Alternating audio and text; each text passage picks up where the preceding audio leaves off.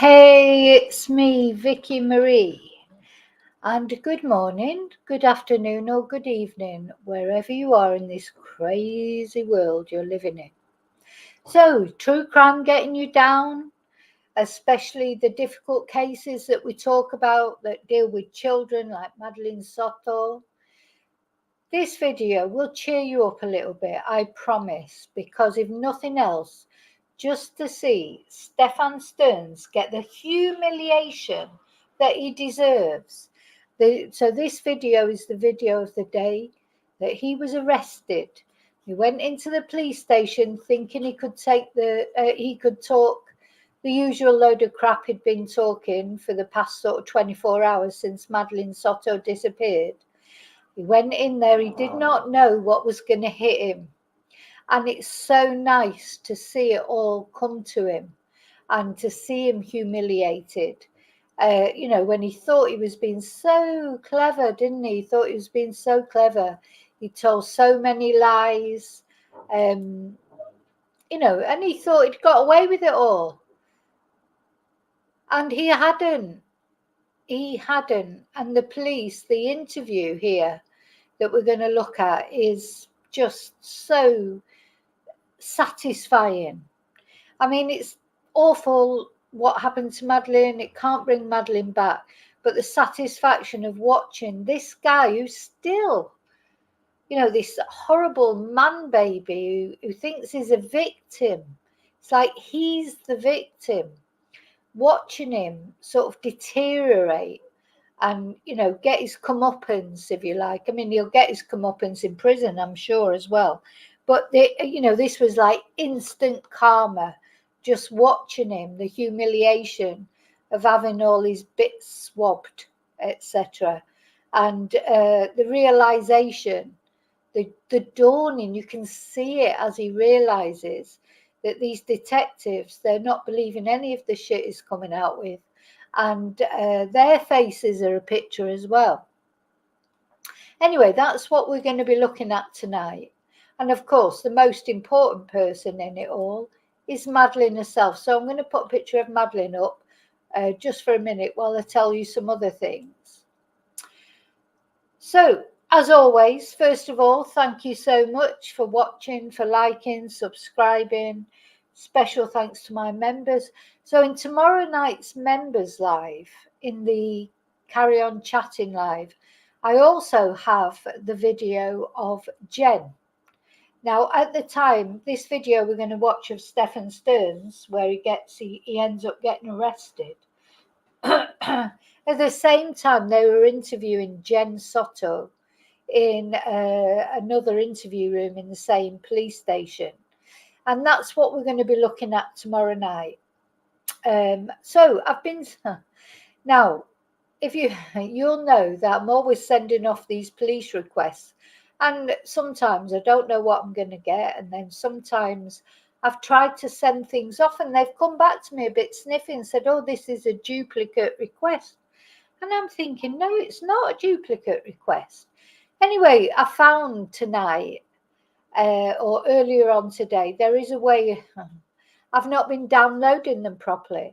So not only the things that I have received, but loads of other things that I've got. And I'm going to show you them, or show you something to, because people like receipts, don't they? But the other thing I do want to tell you now, none of this I've had to pay for.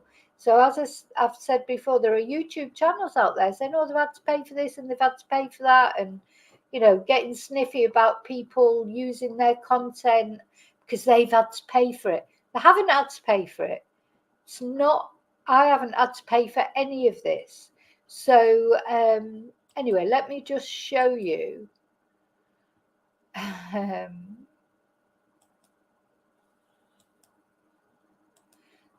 So these are on it. I've got so much stuff that I didn't know I had.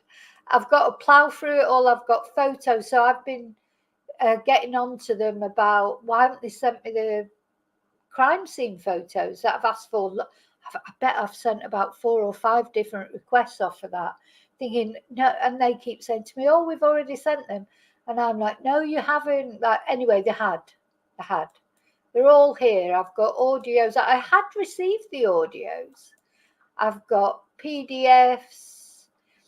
Now, at the moment, I'm currently, I think this is the, because I've been trying to get hold of this interviewer, Stephan's. And they told me, I got an email today where they said they'd added it onto another file. I'm presuming it's in this file. It's downloading at the moment. It was 4 hours to download it. But they then sent me the Jennifer video interview separately that I have downloaded. I have that. I'm going to show that tomorrow night in the members. Evidence package, massive documents, photos. There's all sorts. Look at them all. So I've got to plough my way through this now that I've realised where to find it all. And I should probably apologise to them for saying, no, you haven't sent me that. You haven't sent me that. You know, some things I received and some things I didn't. But it seems like actually I did receive everything. But I just didn't know how to access it properly. So anyway, I've been trying to access this humiliation of Stephan. And I've not been able to, but as I say, I think it's downloading at the moment, but it won't download in time for this because obviously I'm doing the live now. So I'd sent off to a few different YouTubers who have showed it and asked, you know, can I use some of your content just for fair use, just to comment? And most of them didn't answer, but I've got to give the credit to Gray Hughes Investigates. He did answer and he said I could use his content as long as I didn't just pass it off as my content, which is fair enough because, you know, you should never do that. But using somebody else's content to illustrate a point or to, I don't know, show a clip of an interview, etc. And especially police interviews, I think, which are, you know, don't belong to anybody. They're in the public domain. They don't belong to any particular YouTuber. But Gray Hughes, I have to say, thank you so much because he's allowed me to use it. The other thing I want to say about Gray Hughes Investigates, well, he's probably the only YouTuber that I know of or that I've seen that has sympathy for Jen Soto. Now, I know a lot of people don't have sympathy for Jen Soto, and that's fair enough. Everybody has their view. But I have a lot of sympathy for Jen Soto, and I'm hoping to be able to show that tomorrow. And I think if Jen Soto was complicit in an illegal way, apart from being a bit of a crappy mum, you know, but I don't think she's the crappiest mum that ever was. You know, these people out there, they think they're the brilliant mum and they would have seen it. You know, they would have seen their child being groomed, you know, but no, not necessarily. They wouldn't. They may not have allowed Madeleine to sleep in the same bed as Stephan Sterns or with their partner. That's what Jen did wrong. But do you know who's going to have to live with that? Jen Soto. Not me. I'll get up tomorrow. I'll be doing a different case or I'll be dealing with the things that are going on in my life. Not you. You won't be having to deal with the fact that your daughter's been murdered by your partner or ex-partner. Jen Soto, that's a life sentence for her. I don't believe she knew anything about it. I don't believe she did anything in that sense to Madeleine. I just think, you know, she was stupid, really, and you can't charge someone for being stupid. And also, we don't know whether Stephan was giving her extra meds and stuff like that. But anyway, that's to be talked about tomorrow night in members. So what we're going to look at tonight, the good thing about Stephan Sterns is I think we can all be in unison in saying he's a twonk, he's a horrible person. I have no sympathy for Stephan Sterns. I have no problems in showing him being humiliated the way that he will be in this video that we're going to look at tonight. I have no problems with that whatsoever. I have no sympathy for him. He, you know, there's a part of me, I think, you know, it's hard because he's so pathetic, because he's like a little man baby. Sometimes you start to think, oh, that's what he's an expert at. And especially if you're an empathetic person, Stephan Sterns is good at making people feel sorry for him, take his side. Look at his parents, his dad bailing him out for everything, his mum bailing him out for everything, making excuses for him. That's what Stephan's had all his life. So when he suddenly realizes that people aren't taking that shit off him, these detectives that we're going to see, is so satisfying. You know, he saw Jen come in. He picked her deliberately because of the type of person she is and the fact she had a young daughter. And unfortunately, it's Madeline that has suffered for that. But as I say, I think Jen will serve her own life sentence for the rest of her life. So it's not for me to say she's a crap mother or she shouldn't have done this or she should have done that. Because you know what? Nobody knows what they would have done in the circumstances with Stephan Sterns. If you've been lucky enough never to have been in that position that Jen was in, you know, it's like that. Let he is who is without sin cast the first stone, or she. But anyway, as I say, that's for tomorrow night for discussion. So I'm going to say hello to everybody. I think I said thank you. Did I? I can't remember.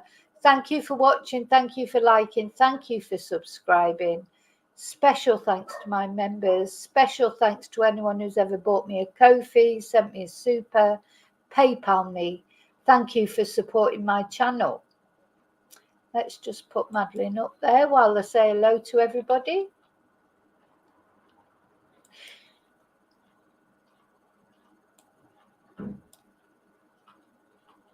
Hi, David. Hi, Fluffy. You shouldn't be buffering.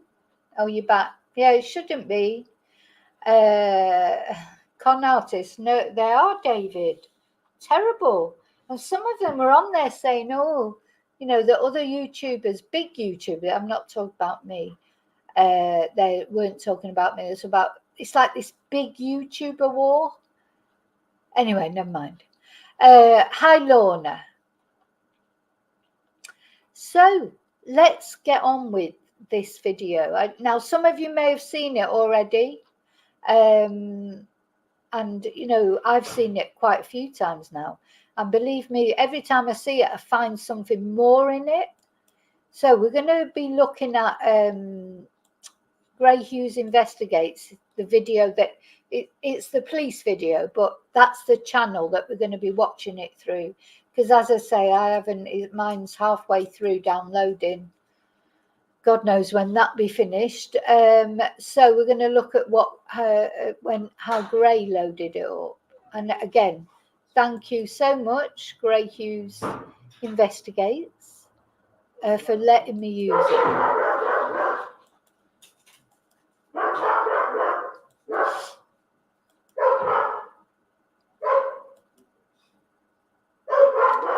So this was on the 28th of February this year, and it starts off like it's just the empty interrogation room. Now there's quite a bit of footage where it's just Stephan Sterns, because they did, you know, very cleverly, they've put Stephan Sterns in there and left him to stew for quite a while. Good for them. They're very good, these interviewers. I love watching these interrogations, because you can tell what they're trying to get at. You know, they're asking him questions that they already know the answer to. He at first hasn't got a clue. He thinks he's still pulled the wool over everybody's eyes. But as time goes on, you can literally see it dawning on him. So let's have a look.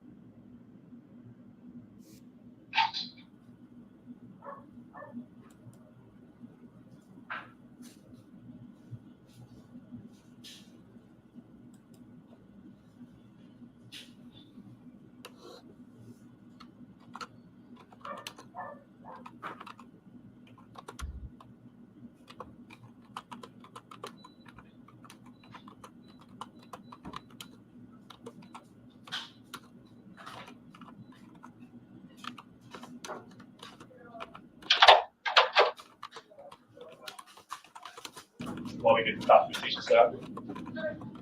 Awesome. So I'm going to step in. Oh, yes, sir. How do you guys soda, but would you like water? I'm okay for now, thank you. Okay. Then just give me a second. Okay?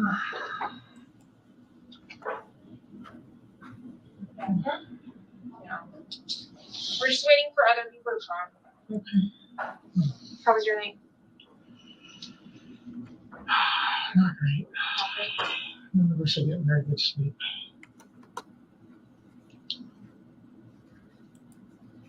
Like if we're getting maybe 4 hours. Right. Do you need to use the bathroom or anything? No, I think I'm right. So when he first goes in, he's got no reason really to think it's any different to any of the other police. And, you know, he's already been interviewed by the police a couple of times. I just love it the way he goes in and he, you know, he's got his Coke there or whatever it is, cherry Coke or whatever it is. He's probably thinking, oh, just got to go through it all again, get this over with, get home to my PlayStation or whatever, you know, because of course he's never grown up, has he? Just give us a few more minutes. I'm just waiting for somebody else to come, okay?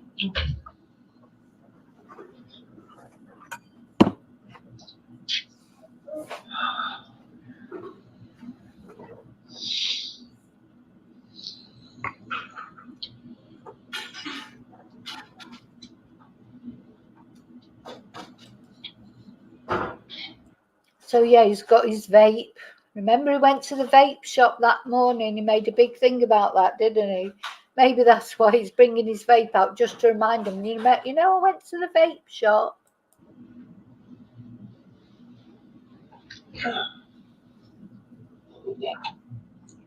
Steph, do you need water or anything while I get you guys set up? I'm okay. Okay, cool, man. Thank you. I'll be with you. So my name's Evan. I'm one of the supervisors here, man. Thank you for coming in, man. I appreciate it. We'll get you guys set up here shortly. Look at his face. Look at his face. He's like, he can't, you know, he sort of looked at that policeman and then he's looking up. He's thinking, oh God, what am I doing here? How long am I going to have to be here? A long time, Stephan.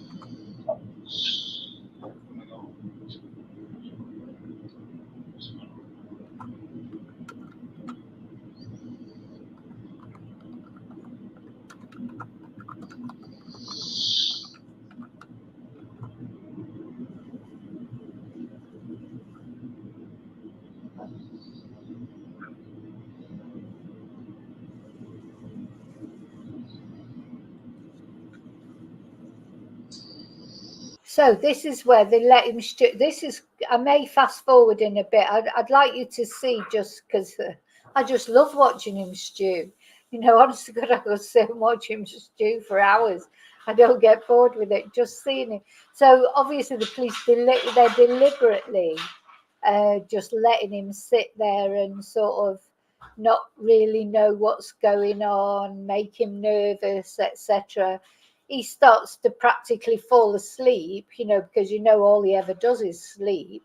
All the bloody medication is on and everything. And I think sometimes he puts it on, like pretends he's falling asleep or yawning or whatever, just to, oh, you know. I mean, honestly, this interview, it will, if you've not seen it before, it will really, really annoy you because he yawns all the way. You know, I wouldn't think he was there like his stepchild who's disappeared, and because she'd not been found yet, of course. She'd disappeared. The police thought, you know, she likely was deceased, but her body hadn't been found. So, you know, he's like, oh God, what am I having to do here? You know, it's like it's all too much effort. But anyway, I'll play a little bit more and then I might fast forward it, because at some point, we wait till he gets up, he goes to the door, and then he crosses over to the other side of the room.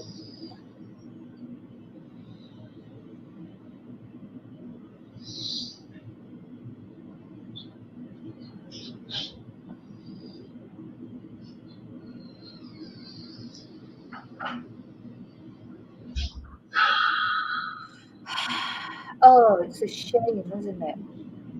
God, he's so pathetic.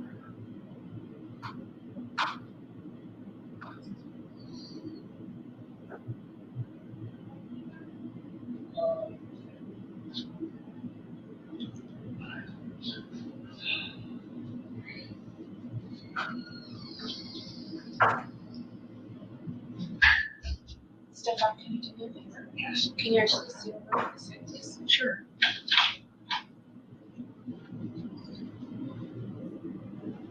And I'm just right up here. Okay. Do you remember what my name is? I do not. I'm sorry. It's Myra. Myra. Thank you, Myra. Okay. I'll let you know.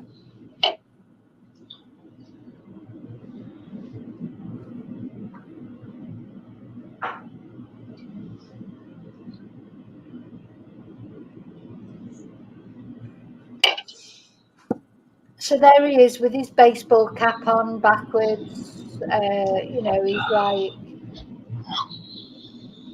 oh dear, did you hurt your finger? Oh dear, what a shame.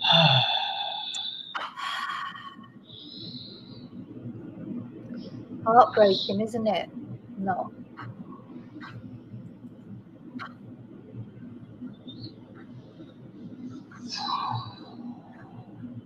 I see. That's the good chair.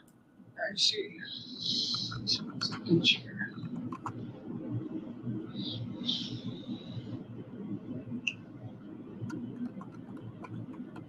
What did he say then? I didn't quite catch that. Is he talking to himself?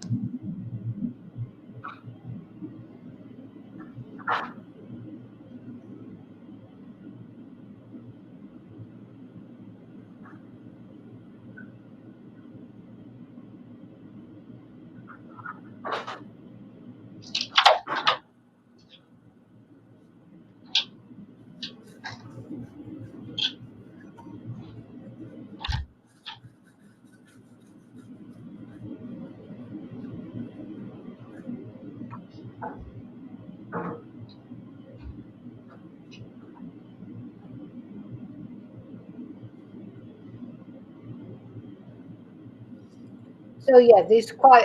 I'm going to fast forward it a bit now until the police come in, because nothing.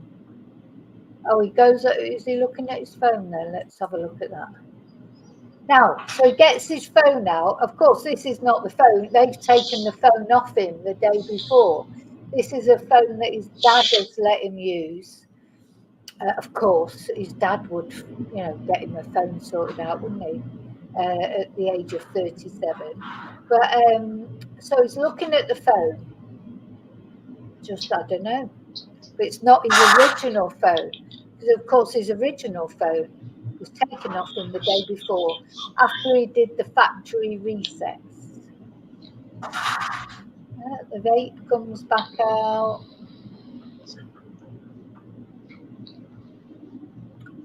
Right, so I think at some point he goes up and asks.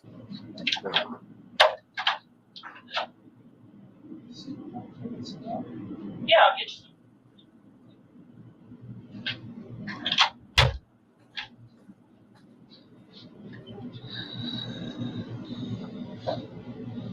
I don't know if he goes up and asks for a coffee or asks, you know, how soon, where are they? Oh, look, it's a little bit cold. Oh, bless him. Bless Stephan, you're a little bit chilly. Oh, yeah. You need more than that? Oh, a bit of water. All right, let me know. Poor guy. Dear me, this poor man.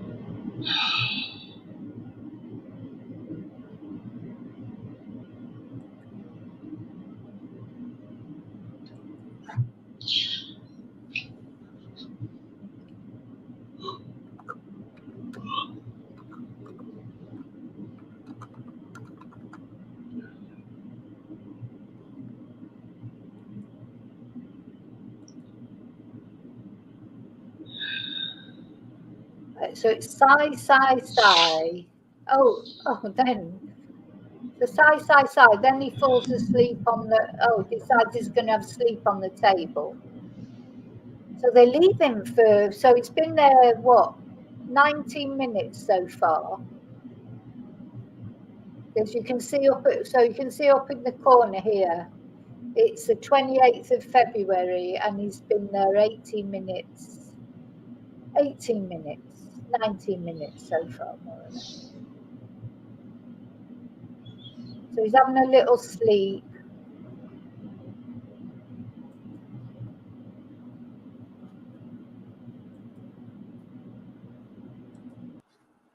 Now, if you haven't watched Grey Hughes before, I would definitely recommend you go over to watch. You spend some time watching him, because he is good, because he doesn't mince his words. He just says what he thinks. And he does phone ins. I'm not one of the detectives talking to you. I don't really have involvement in her disappearance and everything else, or being gone. But I was told you have a phone on you. Yeah. Can I see the phone? Have you gone to the bathroom or anything since you've been here? I've been kind of doing other things in the office. Do you need to pee? No, I'm okay for now. Do you need more water? You want a snack? I think I'm all right. I'll have somebody be right back in. Okay. Just hang tight. If you do need to pee or something, you need water, you need whatever it is, just knock on the door.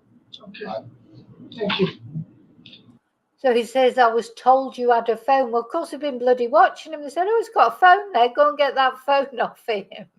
He's like, yeah, of course, I've been told you've got a phone, but watching everything he does.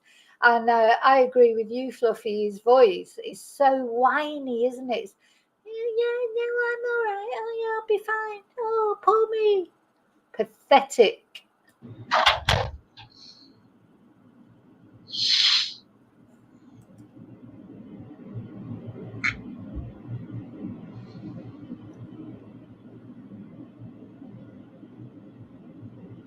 So he hasn't even got his phone now to look at.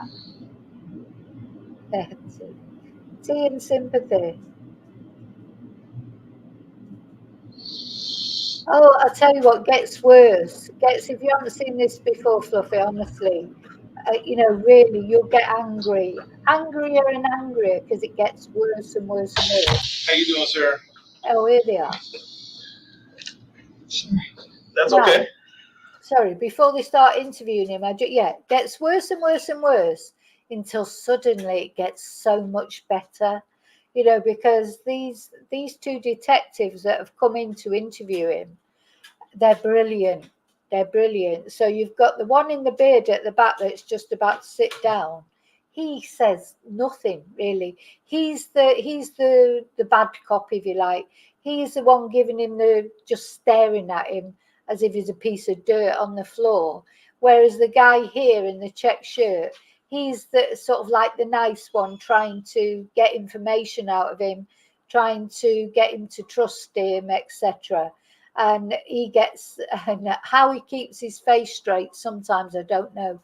And there's some of the things that Stephan says in this interview, how they didn't punch him right in the face. Honest to God, you would just be so angry. Then, because bear in mind what they know now, what he doesn't know, but what they know. They've seen all the pictures and videos on the phone. They know exactly what he's got on his phone. Also, they've seen the CCTV of Madeline deceased in the car. They've seen all of it. They've seen him throwing the rubbish, throwing her possessions in the bin. So they know all this. And they've somehow, this guy's got to try and be nice to her and try and get him to talk, because the one thing that they don't know is where is Madeline's body. And that's what they've got to try and find out from this guy, from this piece of mierda. Didn't mean to wake you up. I didn't mean to wake you up. I'm going to introduce myself. My name's Mark. I work for the Kissimmee Police Department. This is Corporal Elgin. Brandon.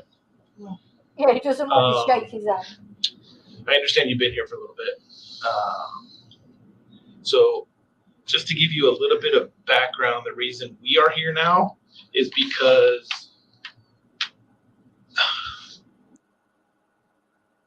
Jennifer and yourself reside in the city of Kissimmee. So initially they thought,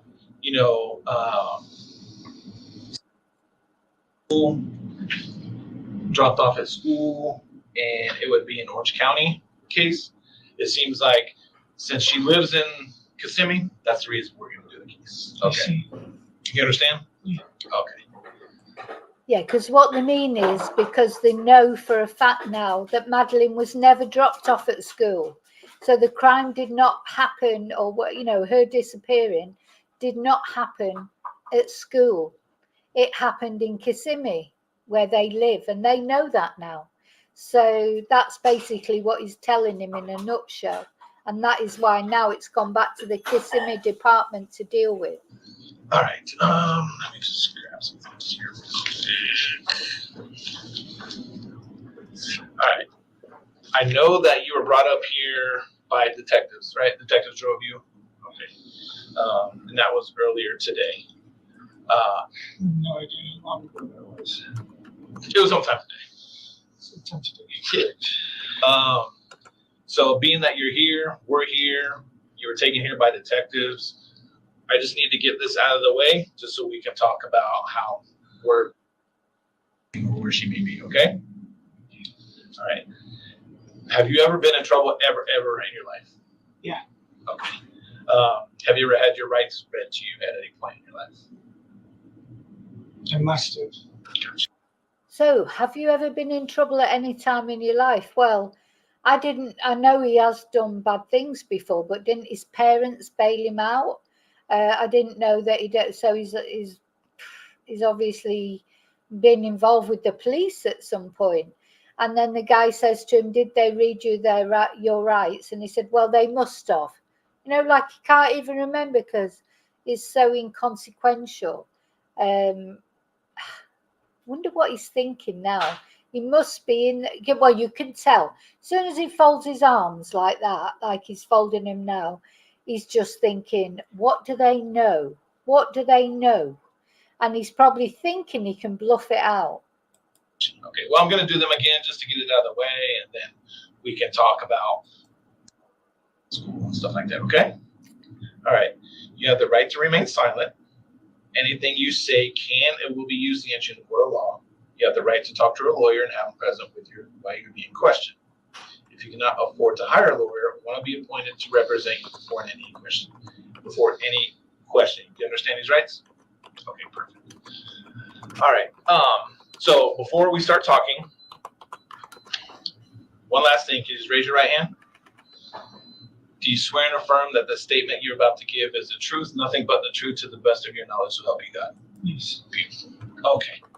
All right. Let's talk about your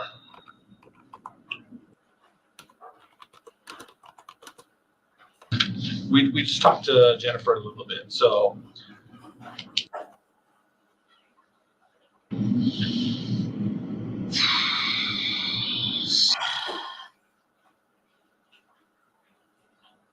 where'd you meet her? Work. Where was that at? We worked for a home building company.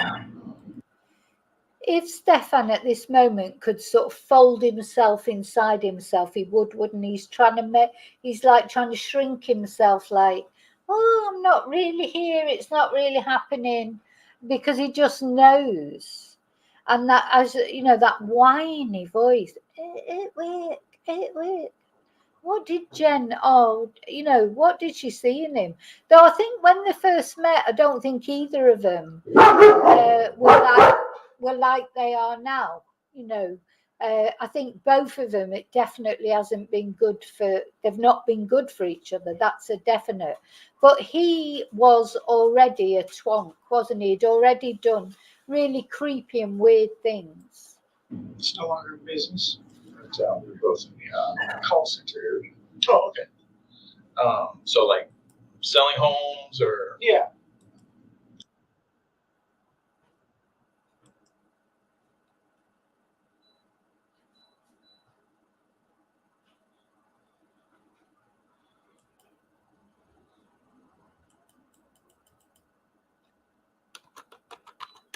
you lived in Kissimmee with him? Because I know Jennifer says she's lived in Kissimmee for years. Yeah. Off and on for years myself. Okay. Any family that lives in Kissimmee? No. Okay. So on and off, how long do you think you lived in Kissimmee? This stretch, 2 or 3 years. Okay. Jennifer kind of mentioned that, then you moved back to wherever your parents live. Where is that at? Yeah, every now and again it goes quiet. That's the redacted bits that, there's nothing I can do about that. Some of the parts out of the video are redacted.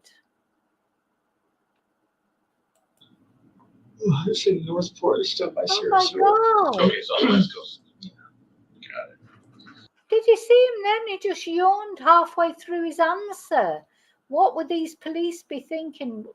Watch him. Then you moved back to wherever your parents live. Where is that at? It's in Northport, it's still by Sarasota. Okay, so on the West Coast. Got it. It's so boring this, having to sit here and talk about my stepdaughter who's missing, presumed dead. Oh God, oh my God. So tired. All right.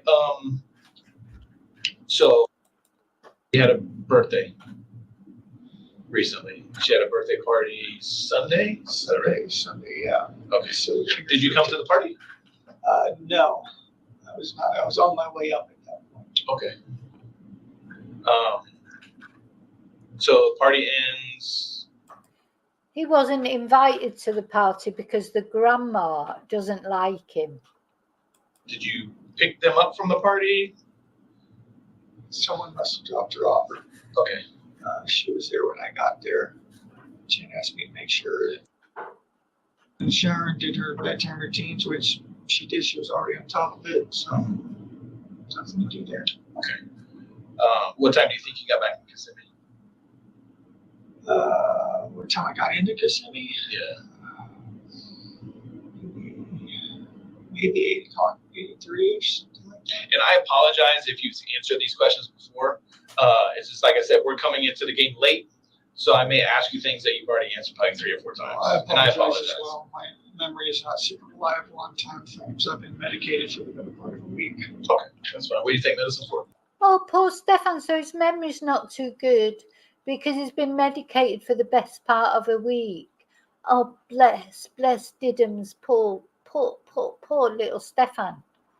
Oh my God. I think the other guy here, this guy, does really well to be sort of nice to him when I'm sure he hates him too. But this guy just cannot hide the way he feels about him. Or maybe that's deliberate. Anxiety mostly. Been having some money troubles lately. Anxious over that. So Okay. Well, hopefully your money troubles get better. I've been medicated on Ativan since probably Saturday. Okay. Did you hear him? He said, I hope your money troubles get better. He said, oh, well, I've been stressed. I've had some money troubles and blah, de, blah, de, blah. Yeah, that's why I had to steal Madeline's Christmas money. But, yeah, he said, I hope your money troubles get better. Well, to be honest, his money troubles are going to get better, aren't they, really? Because he won't have to worry about money where he's going. Gotcha. All right. So when you got to Kissimmee and you got to the apartment, what happened?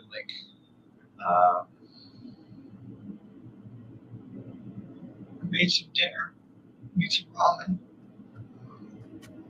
Don't know how I made my ramen. Then we started watching Sister Act, but it was time for her to start getting ready. Basically, just as we were starting Sister Act. Okay. And that was just about bedtime. What time is bedtime? Usually 10:30, 11ish. Okay. So we started watching Sister Act. So, there's this big thing about the films that they watch in this house. Like they have these film nights where they all snuggle. He actually says the word snuggle to this police officer in a minute. How that police officer kept his face straight, I don't know, because our 37-year-old man is talking about snuggling with a 13-year-old girl and seems to think that's okay to actually even say that. There's something wrong there, isn't there? It's a spectrum, not a set time. Mm-hmm. Then, so who's going through the bedtime routine? Because I know Jennifer says she has somewhat of a little routine too that she does. Is it her? Are you talking about? Jennifer's routine is taking her meds, eating some food so that she can have the proper calories for the meds. And she's got about an hour to do whatever she needs to do because she needs to fall asleep at that point. Okay, gotcha. Her bedtime routine is taking her bedtime meds, brushing her hair. She should have showered that night. All their routines are all about taking meds, aren't they? As well, it's like, for young people, really, especially Madeline's so young.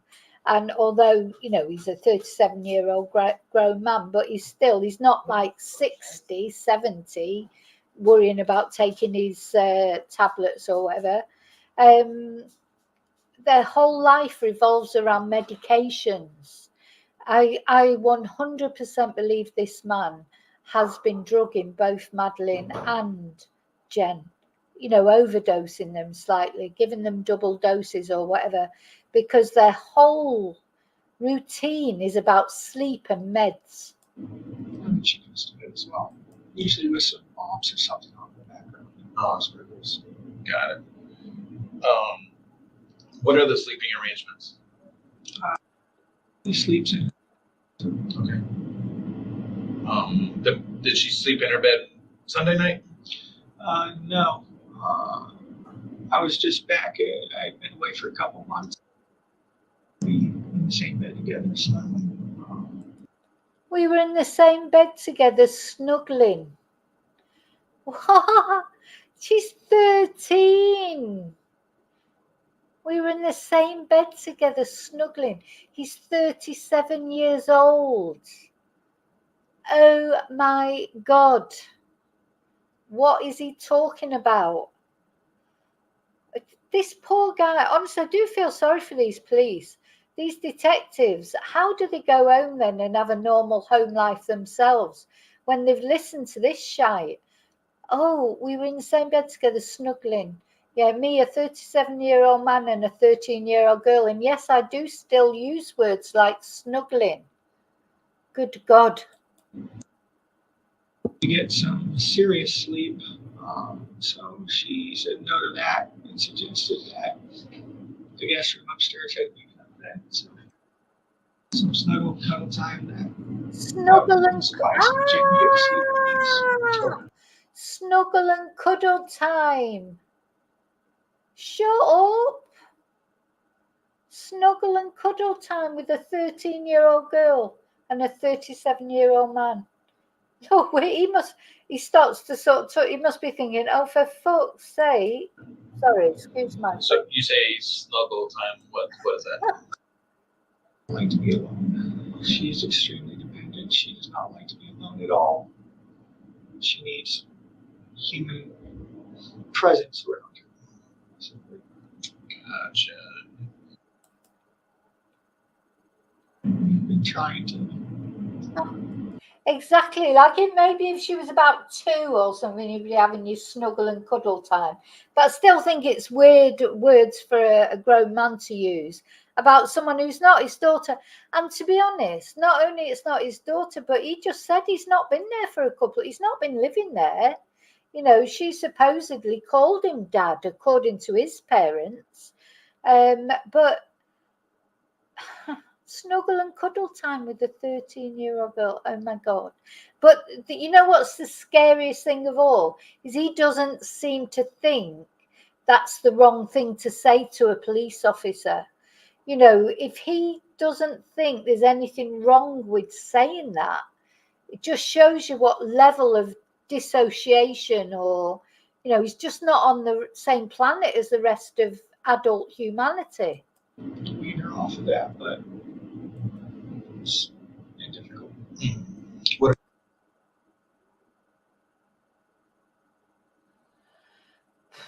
I think he's on his way down to help. Gotcha. Okay. Last I heard. All right. So Jennifer says, "Well, so snuggle time with you to help her go to sleep. Is that right? Just bedtime. Yeah. Bedtime. Okay. Did you stay in the room the entire night? Not the entire night. I'm usually up and down sometimes.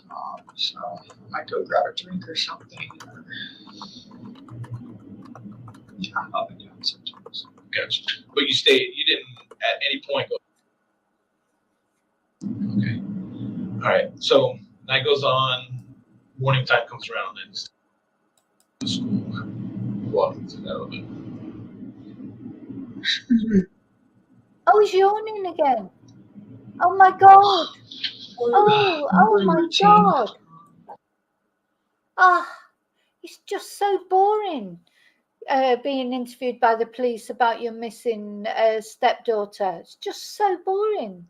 So I just, oh God, I'm speechless. Honestly, it takes a lot to make me speechless, but this guy does. She usually starts waking up. We set about 3 alarms.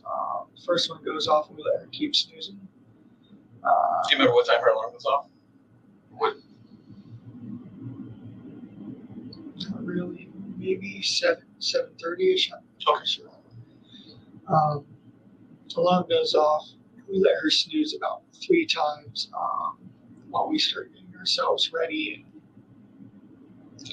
And after the 3rd snooze, it's time for her to get up for real and start getting ready. Typically, she will have showered the night before, so she needs to brush her hair, brush her teeth. Excuse me. Get her book bag together. Eat some breakfast if she's going to eat there. And then we eventually make our way out the door. Okay. So walk me through, like, you leave, you take her to school in your car? Yeah. Okay. And what kind of car do you have? It's a Lincoln. It's actually my parents' car because my car is down south. It needs maintenance and we're scared to drive it too much. So I'm driving a Lincoln right now. Got out early. The plan was to get some McDonald's on the way. So we got out nice and early. Do you remember what time you left, roughly? Not 100%. Sorry. My memory is not been super reliable. No, that's fine. But it was early. Maybe 7:30, 7:45, something like that. I'm not sure. I'm honestly not certain. That's fine. The plan Was Jennifer awake when you guys left? semi-awake. I was giving her updates as we were going along.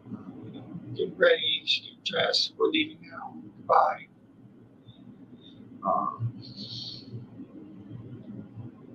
But she was sleeping in, so I was just giving her little updates and poking my head in as we went. But we leave the house. We start making our way to the school. Most of the time, we make our way over towards her school area. I asked her if she's still moved to McDonald's. She says no. She's not wanting anymore. Okay. So notice as well, as he's saying this, he's not looking the policeman in the face at all. He's got his arms folded like he wants to disappear into himself. And also he's not making any eye contact with the policeman, not even the nice policeman, because it's just, he knows it's all just crap what he's saying. And going back to when he went into Jen's room, I still think he went into her room that morning to try and get that other crock, because he's probably realised he's dressed Maddie. Oh, by the way, like we've been wondering about, how did he get Maddie out of the house? Well, some of the about 600 photos that have been sent, because I feel awful, because I've been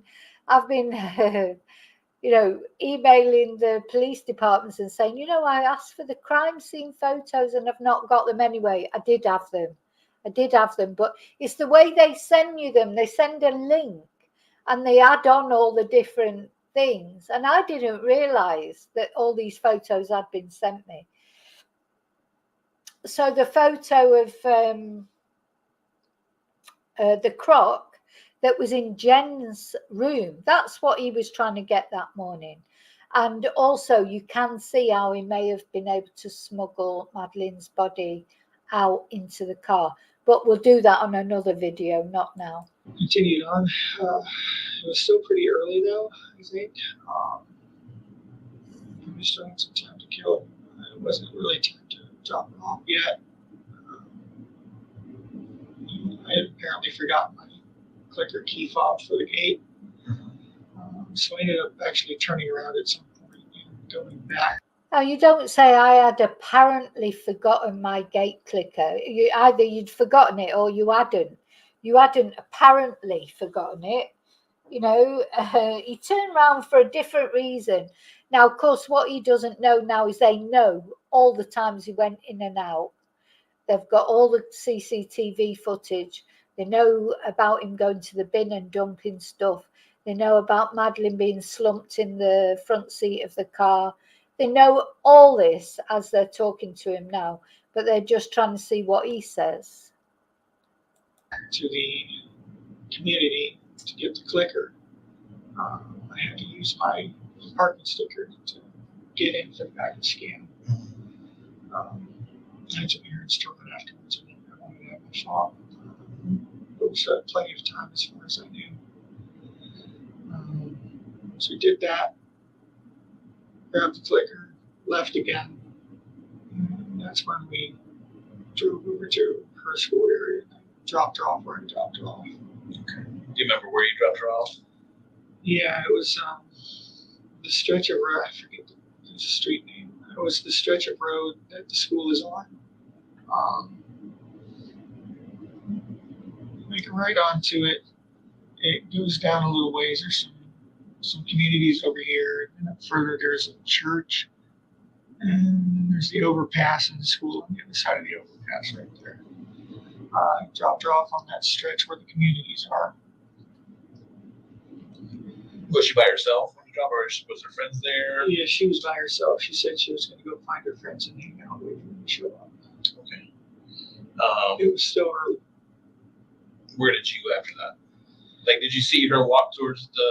I saw her making her way towards the direction of the school, but she was like kind of shuffle steps. She was meandering her way there. She was rummaging through her backpack for something.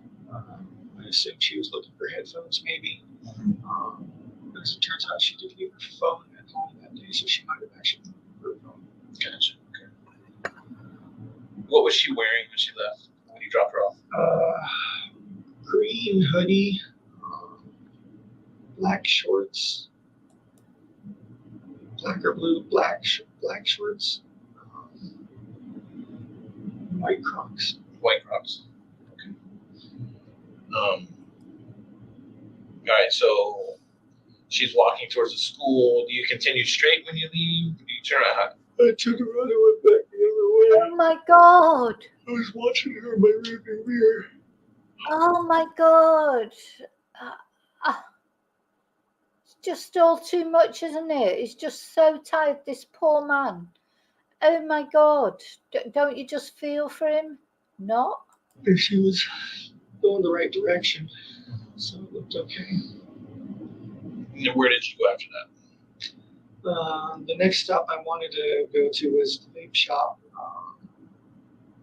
It opened at 10, so I had a little while, so I just kind of meandered around and eventually made my way over there to wait for it to open.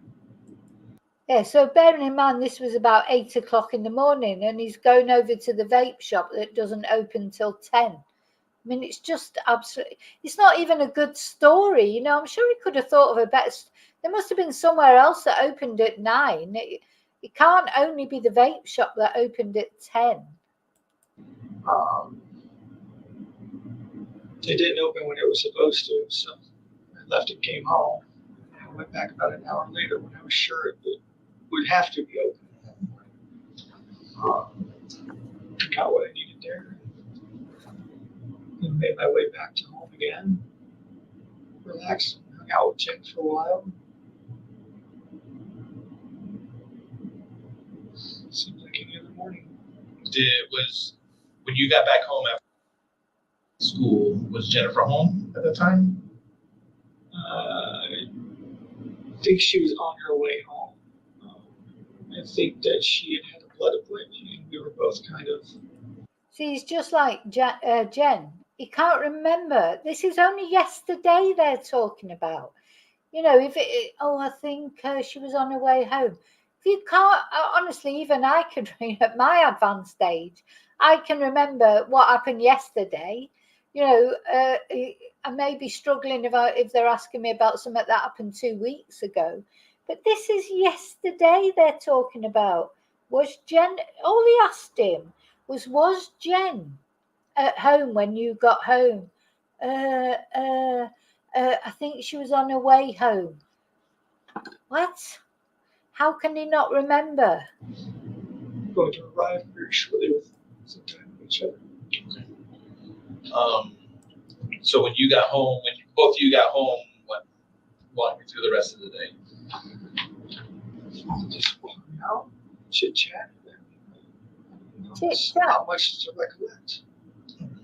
But you stayed at home pretty much all day, or not? Pretty much until maybe noonish or 1 o'clock. I had a few errands to run. I wanted to be back in time for us to go. So I just ran up and down 192. Ended up getting flat at some point, which made me late to get. Where'd you get a flat at? Somewhere along 192. 192 is a big road. It is, and honestly, it all looks the same to me. So I've been asked, do you remember what plaza you were next to, what color? And I'm like, I'm ADD as it is, and I was in a medicated fog for the better part of the week. I'm lucky I remember what color I was wearing. Do you remember what errands you were running? Yeah, I wanted to go check out some game shops. Where were these game shops? There's Coliseum of Comics, there's House Rule Games. 37 years old. Doesn't work. He wanted to check out the comic shops, the game shops. You know, this is his life, isn't it? You know, there's no responsibility. So all he does is goes around abusing young girls, playing video games, going to game shops, painting Warhammer, collecting Tamagotchis or whatever. That's his life. He's like this sort of boy child, but not in a cute way. Do you know what I mean? It's like, you know, that's what did you want to do? Oh, I wanted to go and check out these game shops. Look at the way the other guy's looking at him. This guy, the look that he gives him is brilliant, because he must be thinking, you waste of space. Nearby. A lot of the Targets and Walmarts carry the game I was looking forward to. It just had a new release on Friday. So even though I don't have much in the way of money right now, I still want to go see what the Oh, it situation doesn't is. have always much nice to in the negotiate. way of money. It is. Oh, They get a job. serious concern. So I was just driving around up and down 192, sort of just aimlessly, just killing time till it was time to go back. All right. So when you got home, did you and Jennifer leave from school? So I got home. It was 10 minutes later than Jen had wanted to. Like 10 minutes. I called her and said, "Hey, where are you? I'm so sorry. I'm kind of flat." Now, do you know he said, oh, I got home 10 minutes after Jen left. I bet he was waiting for Jen to leave before he went home. I bet 100%. He didn't want to see Jen right at that moment for whatever reason. Probably because he had, you know, Madeline's stuff with him and everything then. But it's funny, isn't it? I got home about 10 minutes after Jen left. I bet he waited out there until Jen left. And then he went home to do whatever he was going to do. She already left. She had been gone for 10 minutes. It didn't make sense for her to come back and get me. She likes to be the first in line. The kids start coming out. Okay. Then wasn't at school. So what happened? Did Jennifer call you after that, or what? I was already on the phone with her while she was.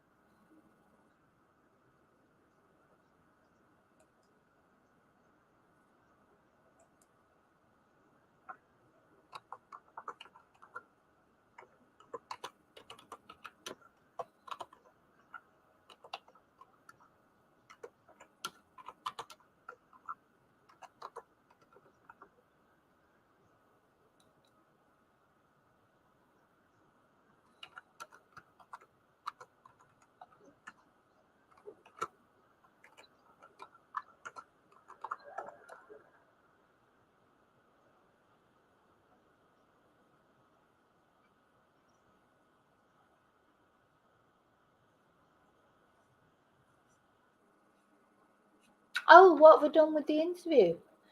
What happened there? Sorry. There you go. Sorry, I don't know what happened there. I must have pressed the wrong button. Rallying up and going to I think that it was around that. Going back to school, how was she like on the car ride there? She calmed down, sleeping. Oh, she calmed. Sleeping on the way. She does that. Yeah, she calmed down. She was sleeping. She was dead. Oh my God. So she does that. She does that. Whatever. How often have you? Not often, honestly. This might have been my third or fourth morning school run. I'm normally the one to do it. And on the other occasions, has she had you drop her off in around the same location, or how does that? She has this image thing. It's just she only likes to be seen getting out of certain cars in front of the school. But it's, I guess, kind of a hoopty, and she's embarrassing. Lincoln? Nice looking Sentra. So yeah, this is not the first time she's asked me to drop her off a little ways down so she could walk up and look cool. So you say she was conked out on the way there. You said you took her to school, or you were on her way to school. You needed to turn around to get your clicker. Correct. Was she sleeping then too? She was. Okay. It had been an early morning, so I figured it'd be fine to let her sleep in the car ride. Okay. When you got back to the apartment complex, or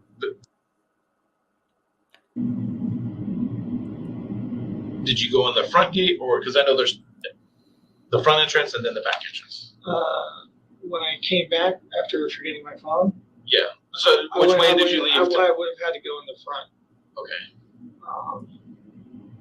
And the guy scanned it. And they got it. So again, they know exactly whether he went in the front, the back. They know how many times he went in.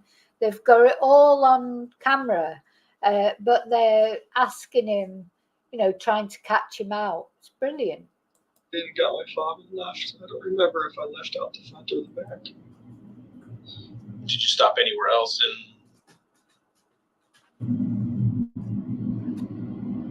No. Not that I recall. No.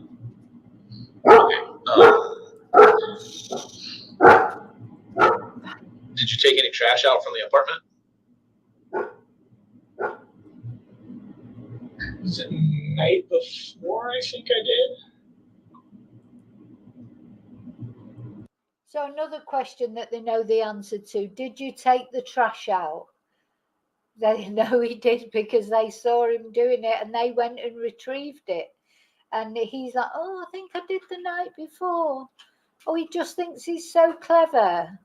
I'm not sure. I took the trash out at some point, but I don't remember if it was the night before or it was the morning of.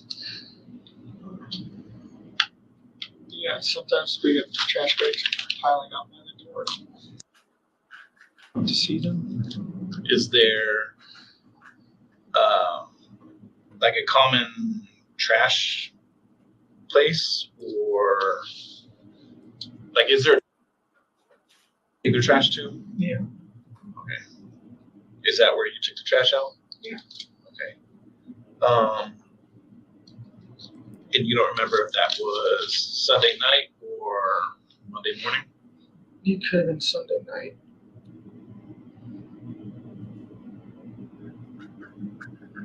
I don't recall. I'm sorry, I was in fog. Well, okay. So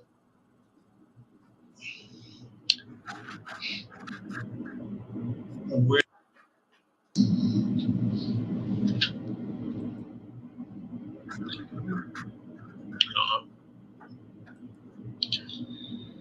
Supposedly they got video of her walking past the church or waiting at the church for a while and then leaving. How's your relationship with her? Great. One of her favorite people in the world. How's your relationship with her? Great. She's one of my favourite people in the world. That's why I've been abusing her for years and I've just murdered her. Oh my God. What are these men thinking? This guy is looking at his partner, his police partner, because he's thinking, when's he going to come out with the, when's he going to come out with the sort of the dagger? Like, he knows it's coming. This guy's building up. Did you take the rubbish out? Was you asleep in the car? Blah de blah de blah de blah. And he's thinking, when's he going to come out with the blow? Like, when's he going to let him know what they actually know?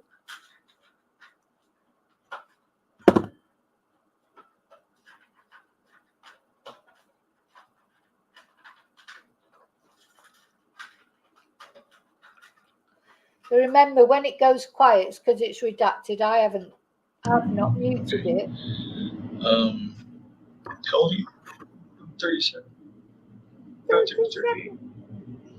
You seem like a genuinely nice person. You seem like a genuinely nice person. Look at the guy's face. He's like, for fuck's sake, I don't think I could say that. I mean, I know he's saying it to try and he's trying to win Stephan over. He's trying to get into his confidence. But, you seem like a genuinely nice person. Whatever. Jennifer talks very highly of you.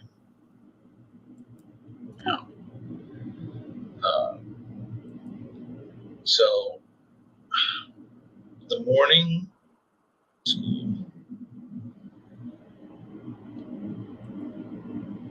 When you came back, get your clicker.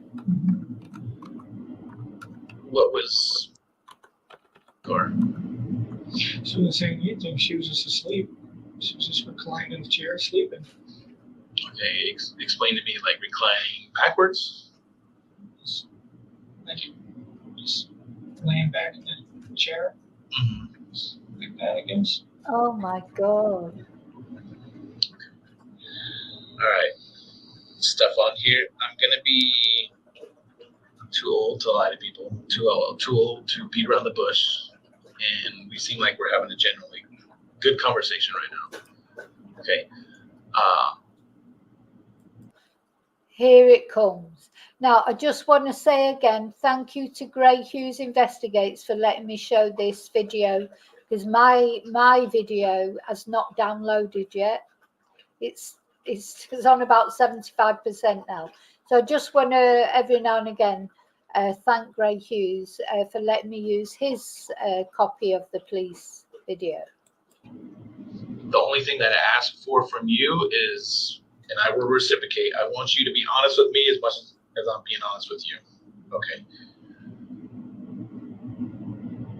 There's cameras all over the place, as you can imagine. Nowadays, cameras are everywhere. Okay. So we see you coming in at the guard check. Okay. We see you go by the dumpster. Hmm. Okay.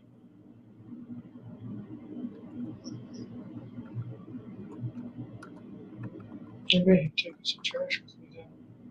What was in the trash? House trash. House trash? So it must have been that morning. Toss trash bags on the back seat. I'm just going to have to go and put the dog in the bathroom because the chihuahua's out. There's going to be some barking, and you need to listen to this because it's a very crucial point. So he said he was taking out some house trash. How disgusting that he could even refer to it like that.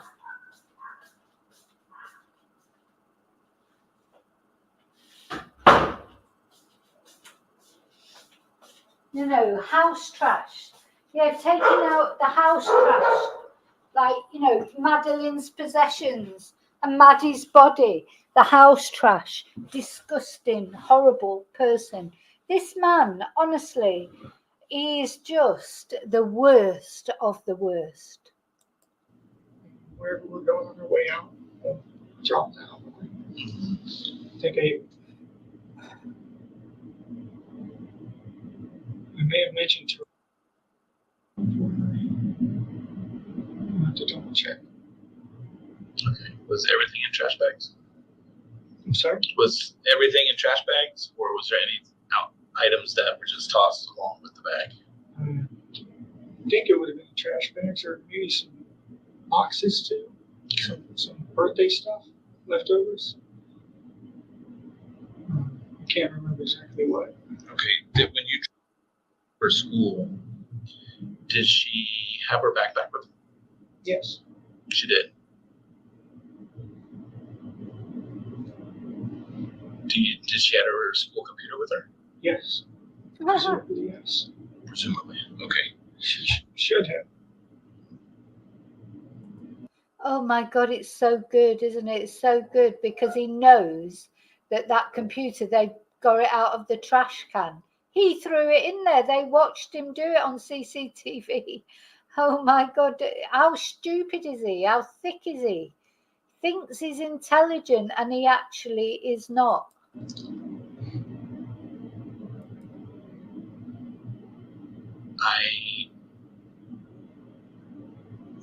Once again, this goes back with the whole honesty thing. There was things in that trash bag that got thrown away that probably shouldn't have been thrown away. We'll get that in a minute. But right now, our main focus is finding That is our number one focus right now. Yeah, so the reason that they're being so kind to him really is because of that, because they don't know where Madeline is. So they think she's deceased because they've seen her slumped over in the car. But of course, she could be drugged. So I suppose they've always got to think there's a possibility that she may be alive. He may be holding her somewhere. But whatever, they need to find her, don't they? And look at his face. Look at Stephan's face. He sort of knows he's had it, but he won't give up, will he? Do you have any idea where she may be? No. None whatsoever. No. Okay. All right. Do you know? Okay. And sounds like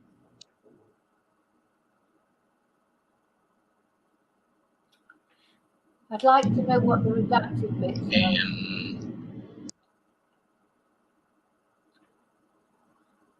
and something may have happened. Do you think I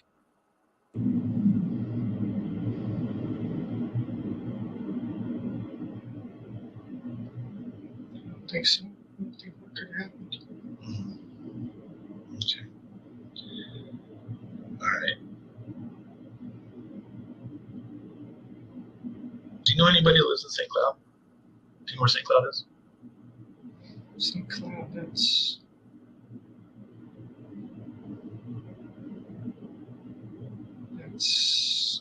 north or south? East. East. East of Kissimmee. I've been out.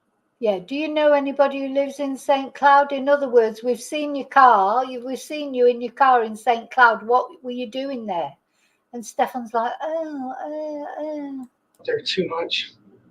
Yeah, I'm familiar with St. Cloud. Okay. Whereabouts in St. Cloud? Like, you know friends out there, or? I don't have any friends really. I've driven out there a few times before. Mostly just when I'm meandering up and down 192. Were you out there this week? Yeah, I was out there sometime this week. Sometimes I just drive and meander around and explore. Drive till I don't know where I am, and drive till I know where I am again, and I don't know, just drive. It's peaceful sometimes. All right. If I got time to kill, I'll just drive around. Mm-hmm. All right.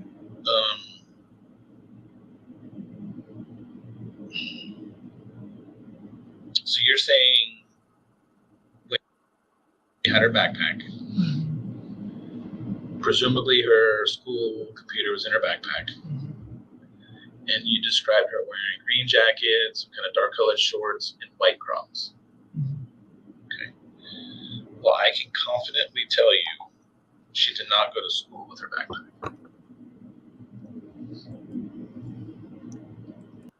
boom. I can tell you she did not go to school. Look at Stephan's face. He's like, well, what? Why she didn't go to school? Because, of course, this investigation in general was thrown off course a little bit, wasn't it?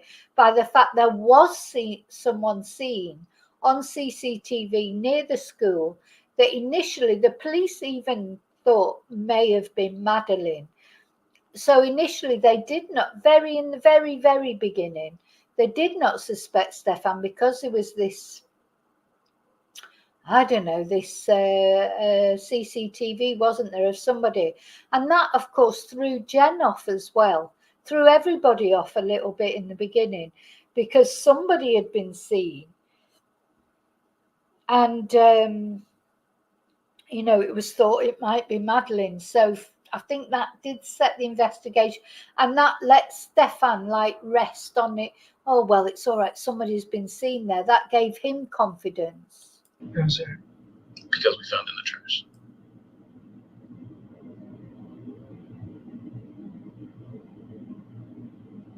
So, Stefan, here's what I'm asking you and pleading with you is to dig down and do some soul searching.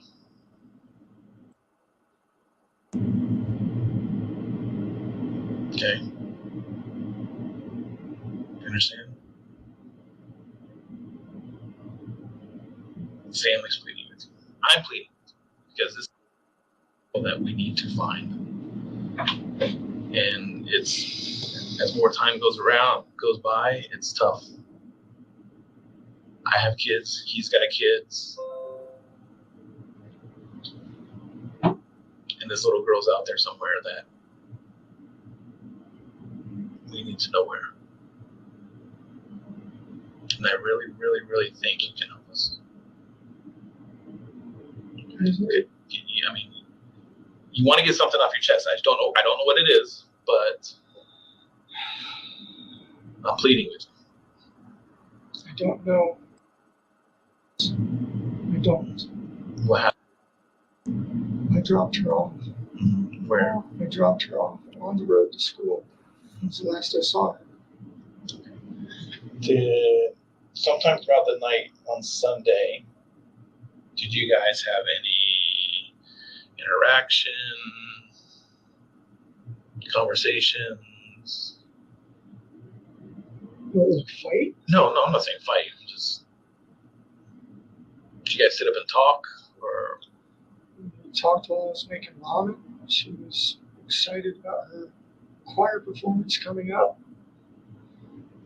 She was singing a little bit. I told her it was pretty. It reminded me of Sister Act. So I wanted to show her that movie. Just talking about a crush she had on the boy. How'd that make you feel? Yeah. She was talking about a crush she had on a boy.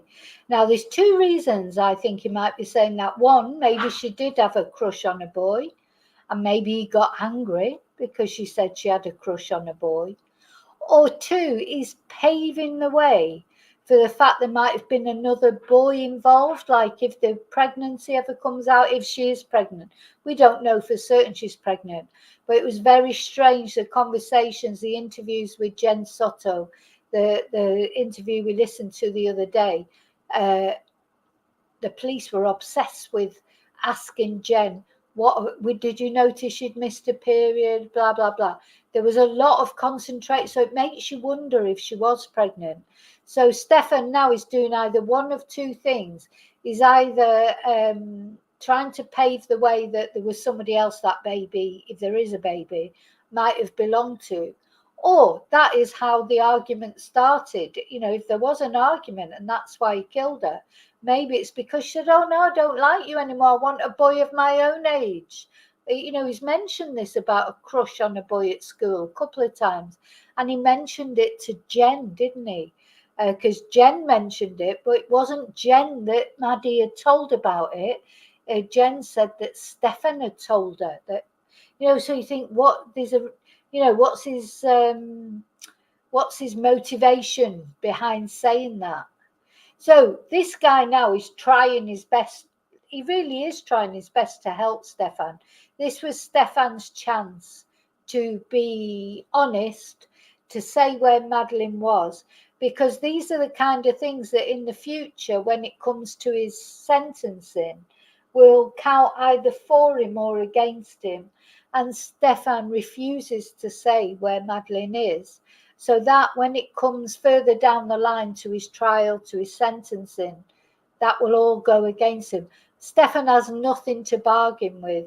He's got to get the death penalty, really, because what can he give up? You know, normally people escape the death penalty by owning up to what happened or saying where the body is, or, you know, something like that. But he's got nothing left now to bargain with. Right. She knows she's not old enough to date, but you know, I told her to crush on. Get your crush, that's healthy. Do you think, has she had any boyfriends in the past?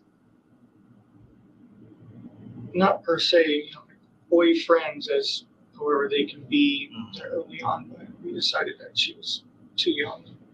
Needed to avoid that BS. Being that she's too. Yeah, she was too young for boyfriends, but not too young to be abused by a 37-year-old man? No. Too young for boyfriends of her own age, but not too young for him.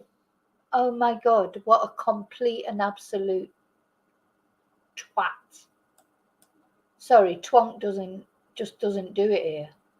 Hi, Moonbeam. Too young, so she shouldn't be having sex with boys. She's all the that stuff. None of it counts. It's real. I just told her she'd be better off waiting till high school. Mm-hmm. Has she ever talked to you about boys? A little bit sometimes. A little bit. Has she ever, because I asked Jennifer the same thing, has she ever disclosed to you about being sexually active with boys? No. Do you know if she's ever been sexually active with anybody in the past? Not that I'm aware of.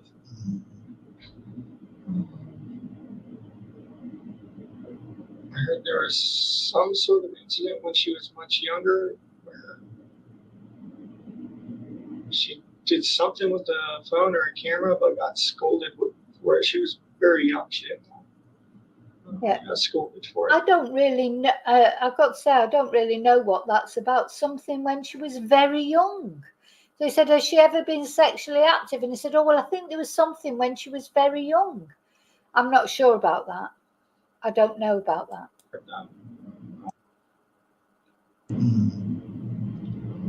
But that's vague. It's just remembering what someone said offhand. All right.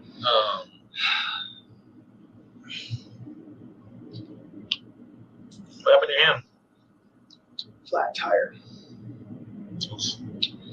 I haven't changed a flat tire in about 10 years. I made a rookie mistake and had my thumb too close to where the jack of the frame meet.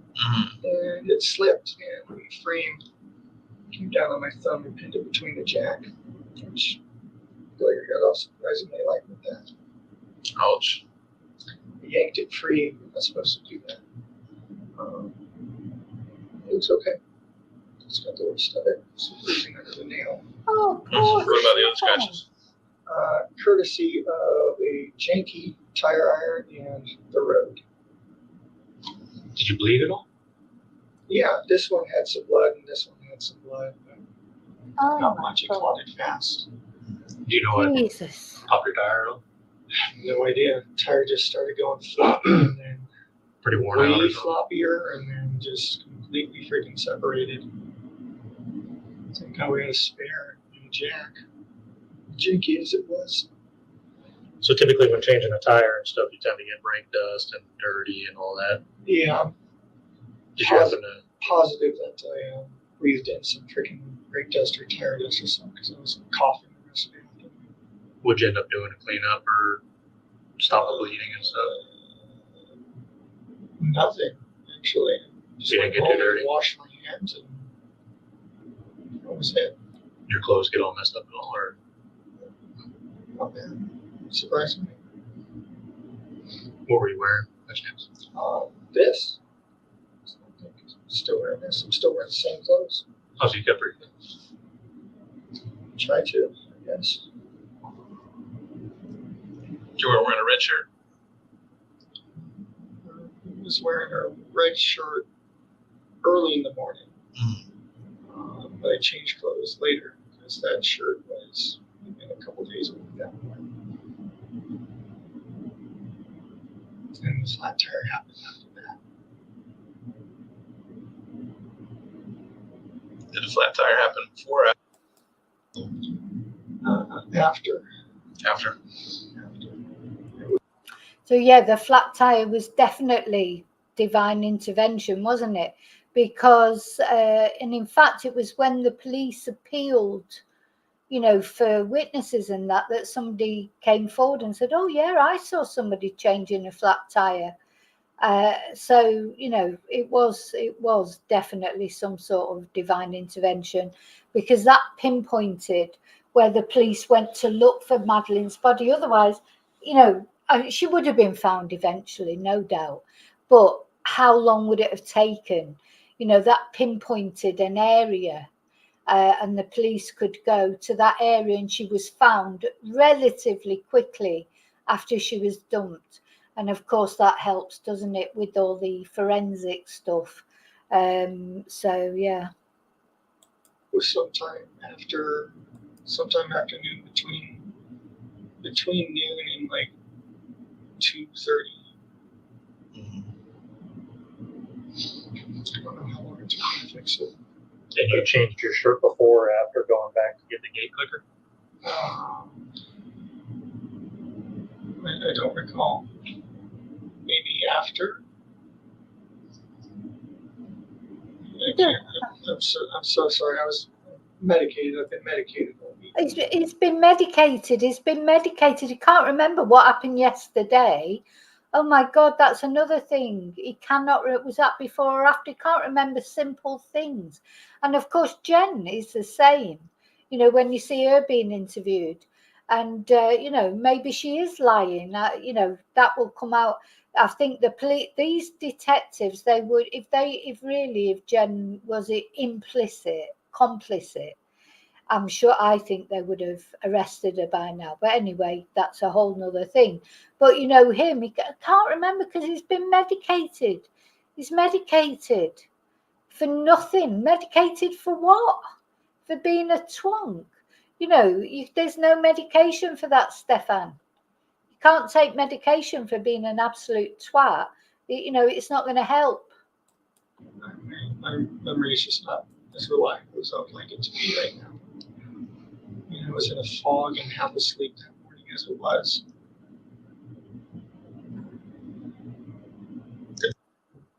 Or on her own when you took her to school? Yes.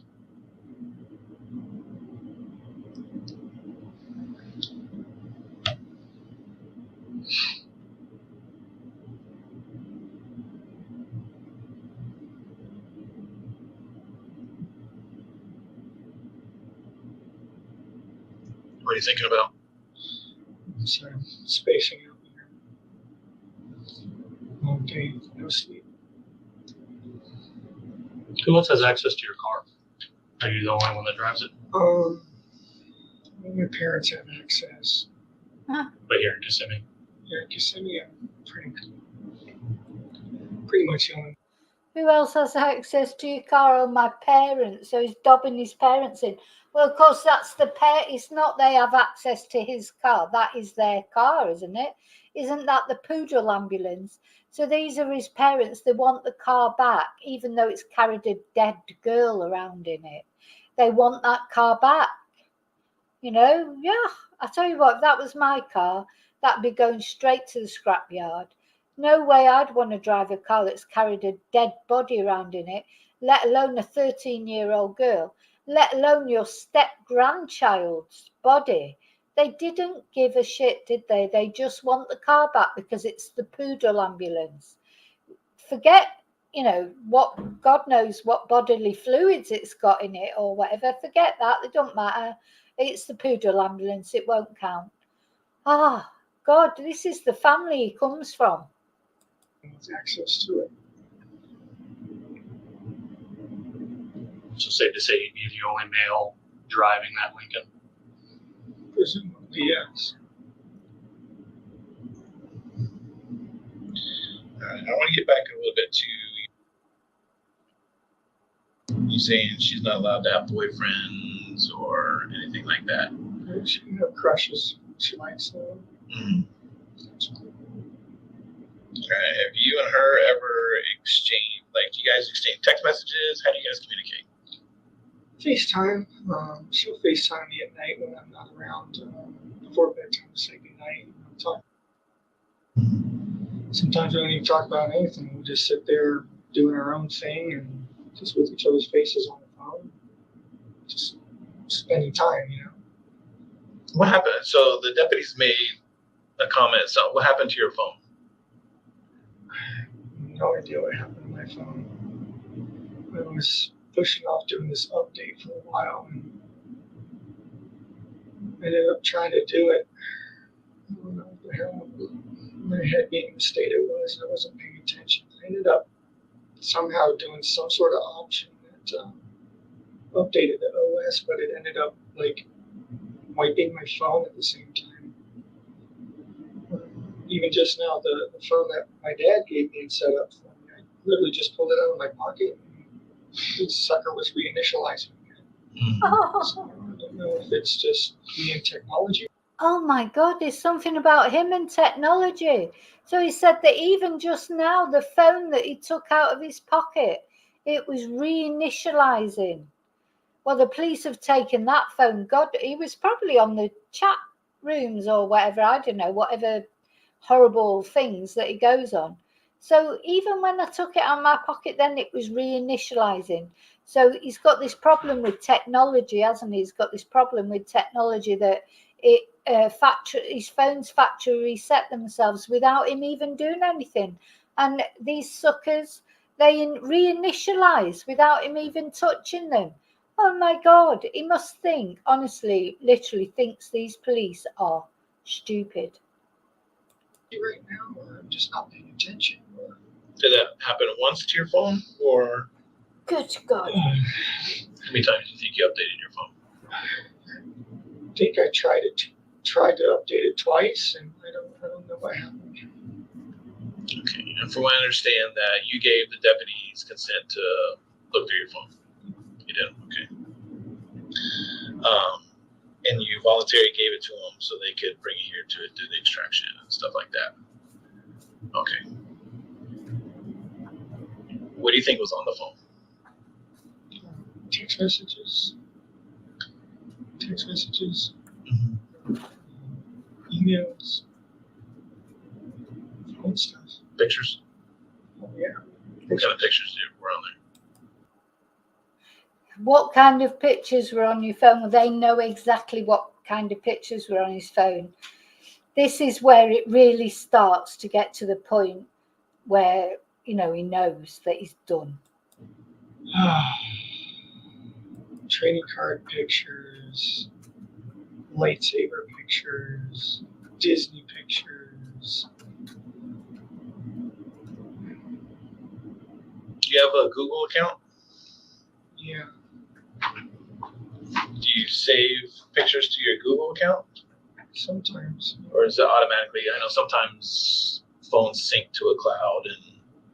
Yeah. So when he said to him, what pictures have you got on your phone? He said, oh, all these game card pictures and everything. Yeah. 37 years old. Right. I think it backs up to Google. Mm-hmm. And then sometimes when you reset your phone and your phone updates and puts these apps back on your phone, sometimes they will put the images back on your phone.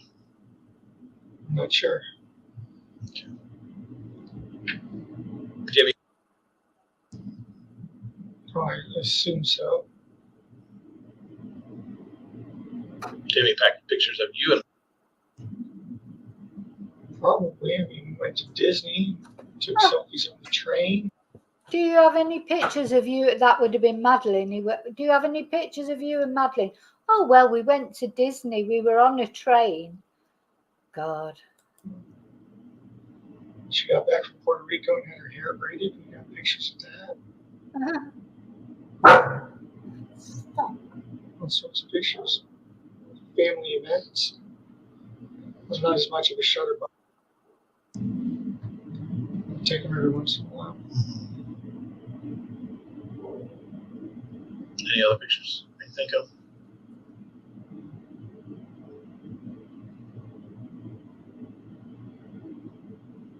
Here's where I'm going to be brutally honest with you.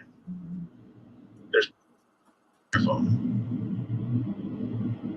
And I'm pretty sure you know what some of those pictures are about.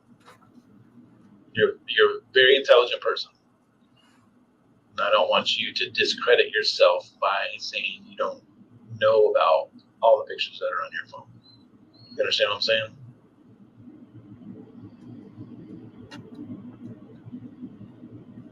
Boom. So do you want to add to the list of pictures?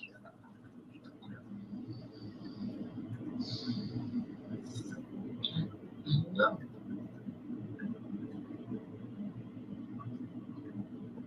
Should I be talking with a lawyer right now? So this is where he says, should I be talking to a lawyer right now? And this guy says, I can't answer that question. But once Stephan mentions that he wants a lawyer, I think Stephan probably will regret that, because that's when they charge him. So they've got this far without there needing to be a lawyer. As far as they're concerned now, Stephan has asked for a lawyer. So they have to get him a lawyer. But before they get him a lawyer, they're going to charge him. I can't answer that question. My sole purpose right now is to see if I can find, and I'm really hoping you can help me. Okay. Well, I'd like to try to help. But I feel like I should probably have a lawyer present at this point. So you're wanting an attorney? Yeah, I think so. Okay. That can happen. I want to let you know you're not free to leave. You're being detained. Okay.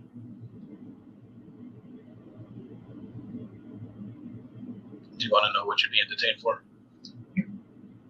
Capital sexual battery and possession of child pornography. Boom! Okay. So you're going to step out. If you need anything, please tap on this door. Okay. And there's going to be detectives outside that will be able to assist you. Okay. Well, good luck to you, Mr. Is it Sterns? Yeah. Sterns. Stern.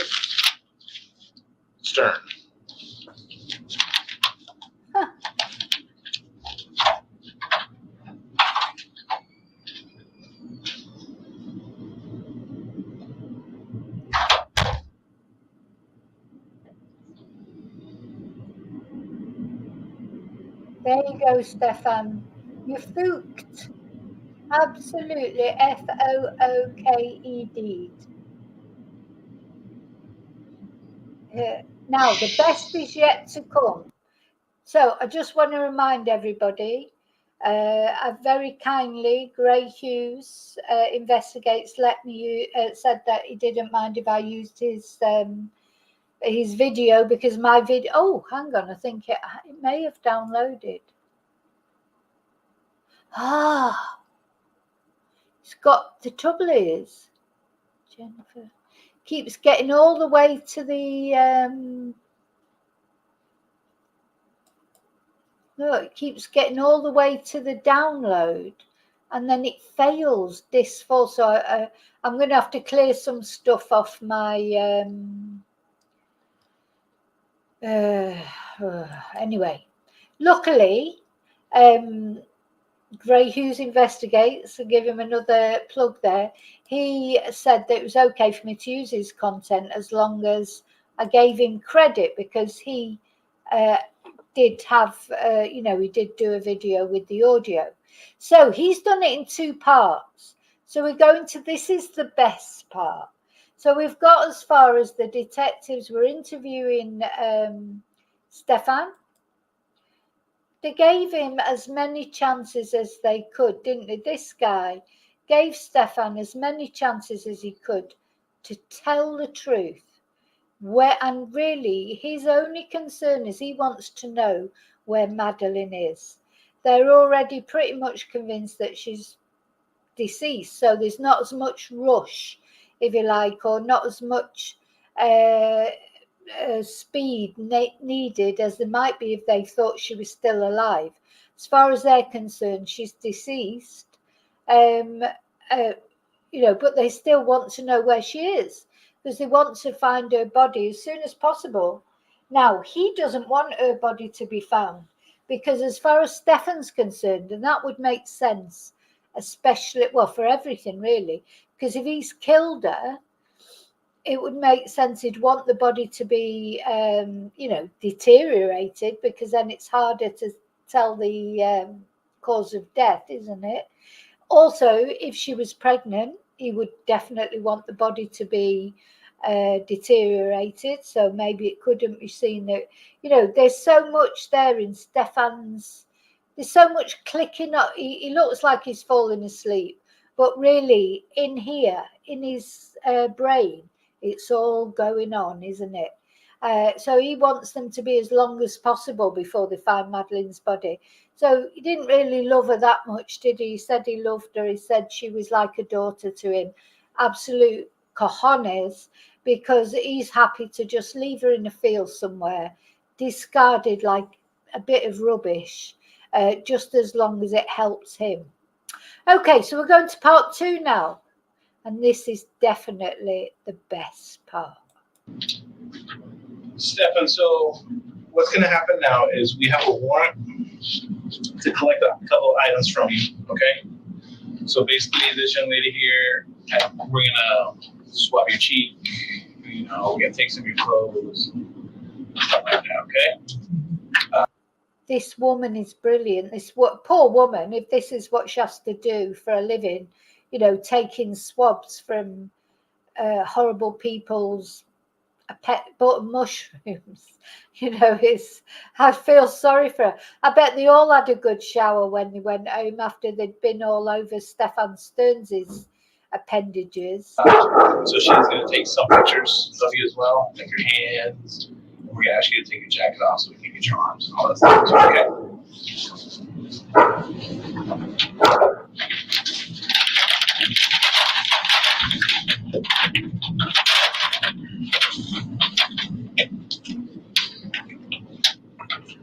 Let's strap in.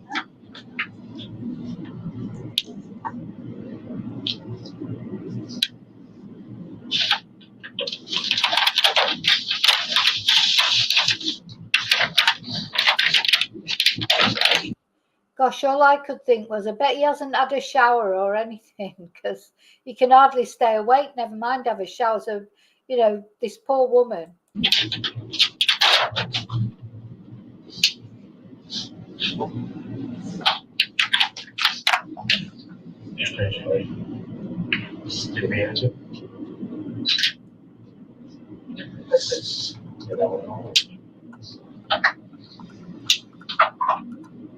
Which part, Mark? What? Start to read. Oh, yeah. The whole thing? Yep. All right, so in the name of the state of Florida, all right, any sworn Kissimmee police officer, Osceola County Sheriff's Deputy, Orange County Deputy, sworn investigator of the State Attorney's Office of the Ninth Judicial Circuit Court of Florida, special agent of Florida Department of Law Enforcement, FDLE, or any sworn police officer, deputy sheriff acting under a mutual aid or cooperation agreement with the Sheriff's Office of Osceola County. Whereas before me, the Honorable Judge, it's hard to read his handwriting, of the Ninth Judicial Circuit of Orange County, Osceola County, the sworn written application affidavit search warrant has been made on this date by Detective Moore of the Kissimmee Police Department, assigned to the Criminal Investigations Division.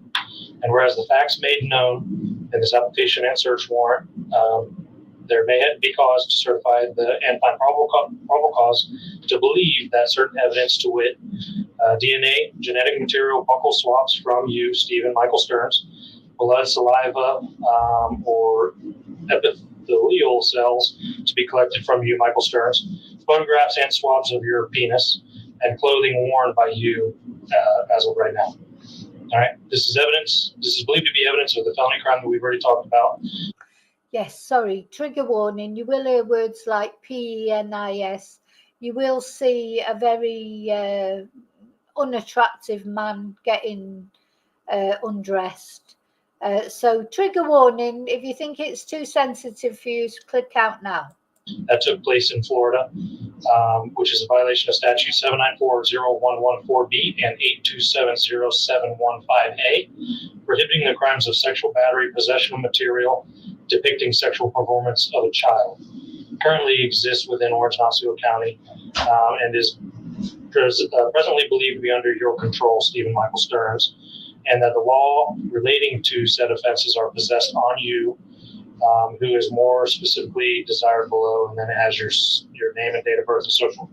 So Stephan Michael Sterns is your first name, socials.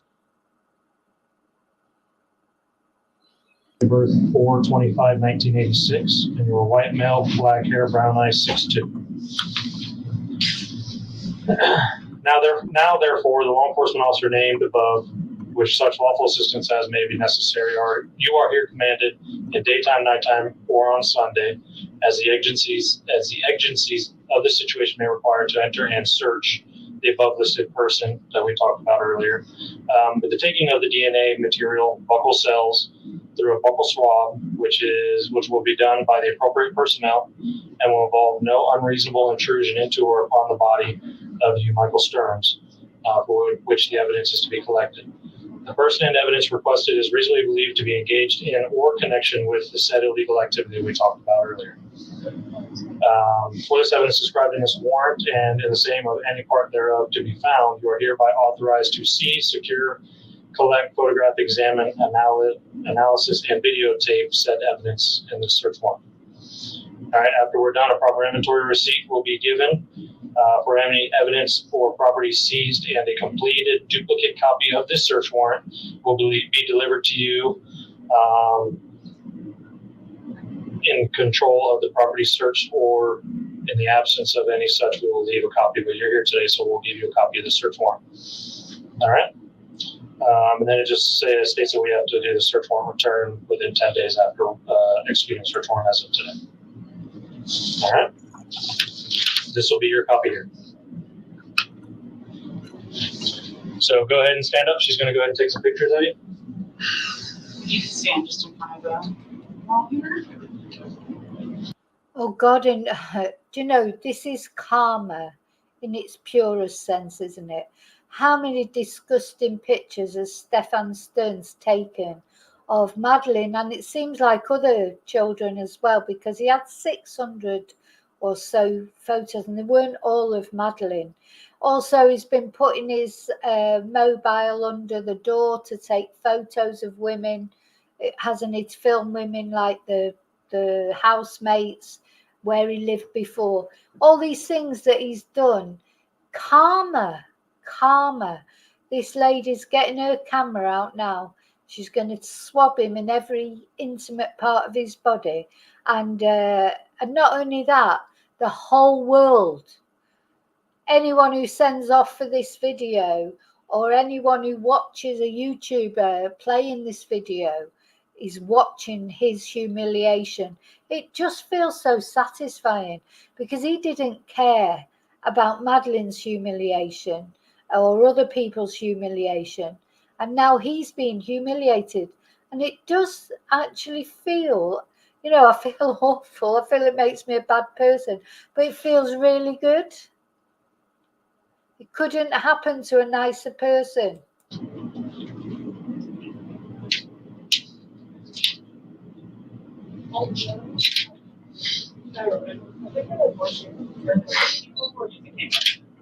And if you could put your hands out like this and turn them over. Do you want me to take out this watch? Oh. Yes, that'll work.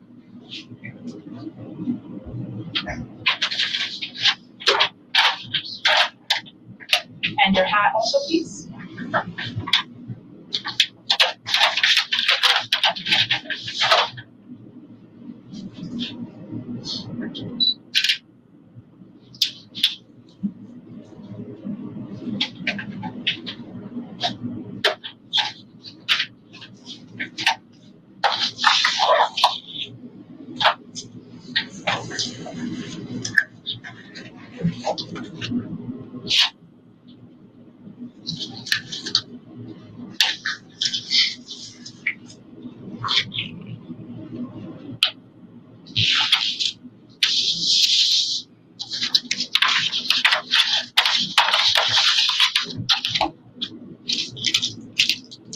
All right, if you could open your mouth.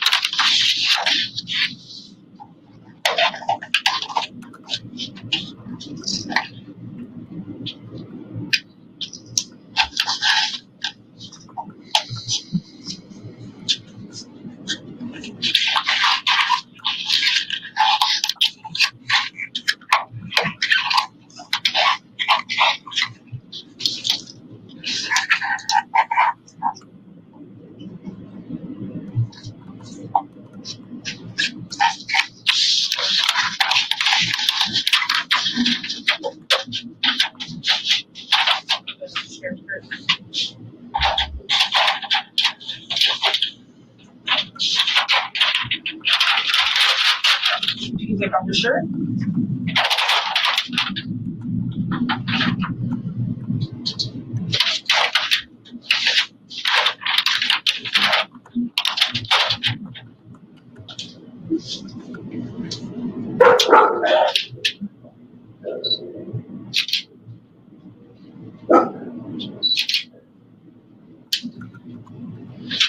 Okay.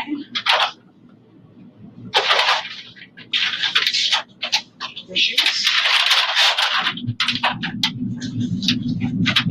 Here you go.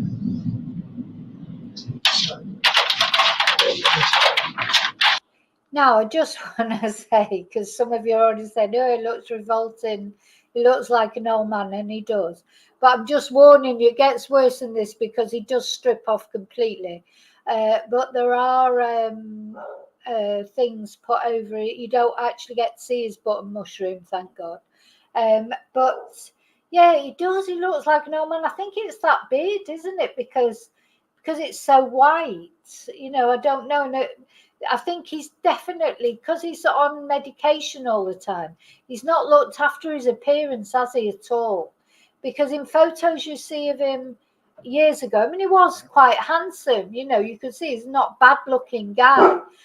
But now he does, he looks like an old man. He's 37 years old. That's not old, is it? I mean, that's the prime of your life in your 30s, really. 30s, 40s. Well, I still think I'm in the prime of my life, but I'm probably not. But you know what I mean? And Jen, the same. Look how Jen went downhill. She was attractive. You know, she did so, you made so, you know, she, listen, nobody can make themselves look like a model. Do you know what I mean? But all anybody can really do is make themselves the best. You know, you just make the best of what you've got or what you haven't got. You know, there are things that I think about me that I think, oh, you know, yeah, I'm happy with that. And then there's loads of things I think, oh, no, I'm not happy with that. But I can't change them. You know, I can't be taller. I can't have longer legs. I can't, you know, that's just can't happen. So all I can do is make the best of what I do have, you know. But it feels like Stephan and Jen already in their late 30s have given up. You know, maybe it's the effect they have on each other. What is it? Maybe it's the medication, you know, and it is harder as you get older because, you know, if you have health problems and stuff, you don't feel like getting up in the morning, you know, doing your hair, putting your makeup on and stuff, like with Stephan having a shave and stuff. But he definitely looks older because his beard is so white. But also you can tell that, I don't know if he ever did go to the gym, he doesn't work out anymore. You can see that. He does look like an old man, and you're not the only person who said it, Pauline. I've watched this video on a couple of different channels. All the chatters that are on there making comments say the same thing, how old he looks. So somewhere along the line he's sort of given up, hadn't he? Him and Jen. And while I'm on here talk, I just want to say again, thank you, Gray Hughes Investigates, for letting me use his copy of this video. So every now and again, I need to make it clear that this is where this video is coming from.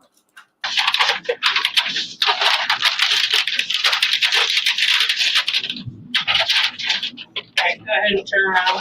Face the wall. Put your hands behind your back. Put them together like you're praying. There you go. Just like that. Go ahead and spread your feet for me. Thank you.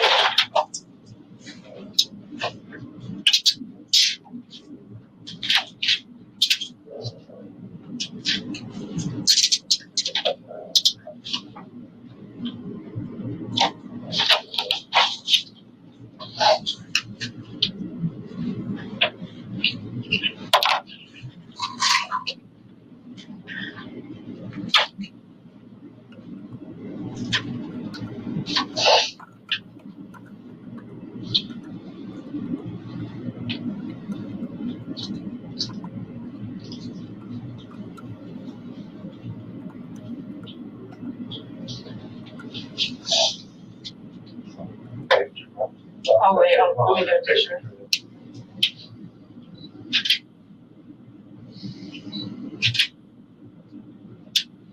I just want to see something real quick.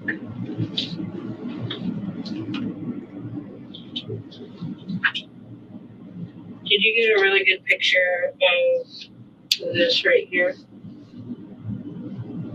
This whole area.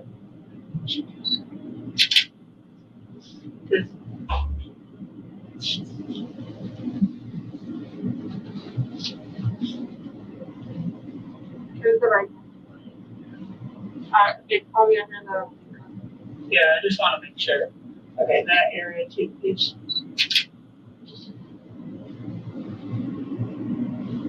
Can you take one like that, please?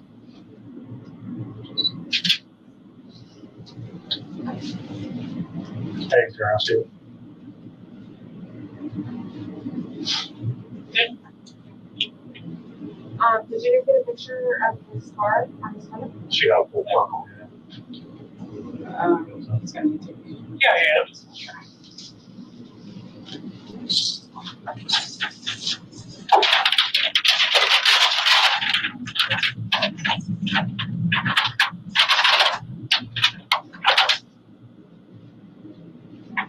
I'll just pull your pants off here. Ankle through toes. Try not to let the pants touch the ground, please. What's this in this pocket here? Just your wallet? Yeah. Lift your foot, please. You got it.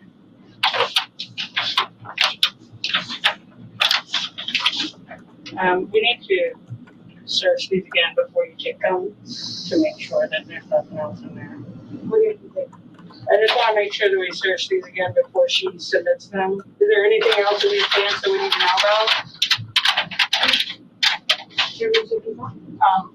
Just that's one of yours. Underwear, you guys want that? Yes, because.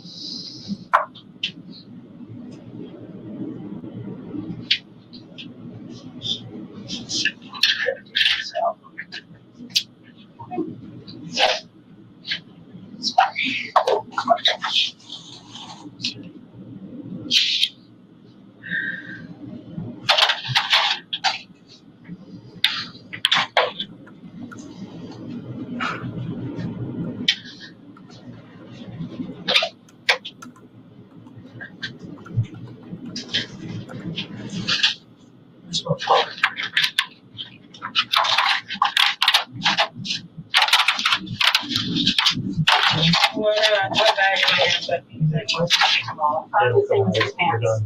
No, we need them separate. Separate? Yeah. You have Can to you get take- another brown paper bag from the drawer?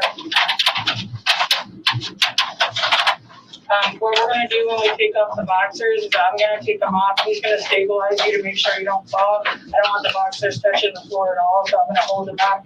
You'll remove one leg at a time, just like you do pants, okay? And then did you have a suit? Okay. We're just waiting on one more bag for your pants to try to keep you exposed for as short a time as possible. Thank you. All right, ready? He's gonna stabilize you. It's just we're going to keep you exposed for as short time as possible, but then we're going to release this video to any YouTuber who wants to show it to their thousands of subscribers, or millions, some YouTubers. So you'll be seen all over the world, but don't worry, we'll keep you exposed as little time as possible.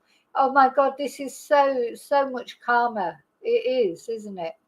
It's so good to see him humiliated. I'm sorry, but it is. I'm sorry, God. Maybe I shouldn't revel in this, but I literally am. Go ahead, first leg out.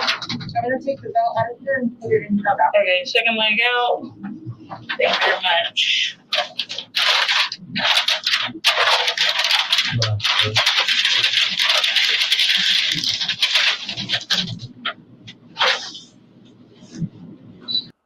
How his day went wrong, didn't he? He went in there with his cherry Coke, thinking he was just going to have another interview that he'd just blag his way through again. And look how this is like how it started and how it ended up.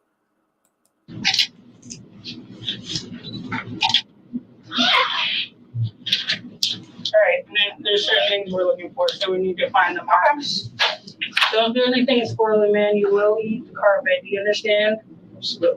Did you hear what she said? I love that. When she says that, she said, don't do anything squirrely, whatever that is. Don't do anything squirrely, man, or you will eat the carpet. Bloody brilliant. Don't do anything squirrely or you will eat the carpet. Brilliant. I wish he would have done something squirrely. I would have liked to have seen him eat the carpet. Can you take a picture of that marker too, please? You got another 100? Okay. Well, I need a flashlight or a light or something, please.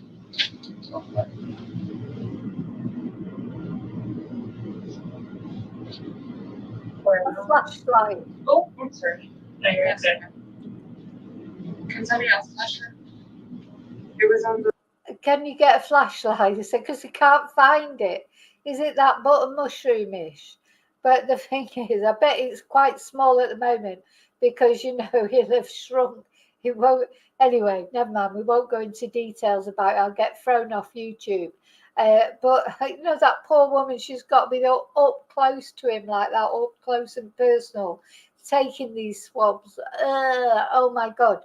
But, you couldn't get much more calmer than this, could you? But calmer as in, there they are taking photos of his most intimate parts. Just what he's done to Madeline and other people. It's almost like you couldn't make it up, really. The karma that he's getting exactly. The only difference is he's not drugged, I suppose, and he's not going to be murdered at the end of it, of course. But you know what I'm saying? It's like, it's real proper karma. Watching it being served up like that, it's brilliant. On this side, right here. Oh, she's got to get her face really close to it. Okay.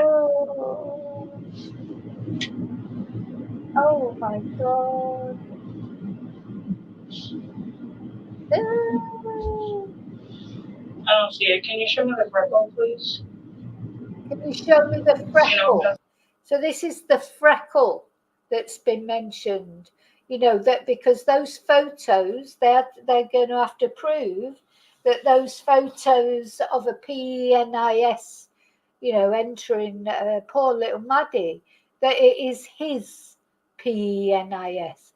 And apparently he's got a distinctive freckle.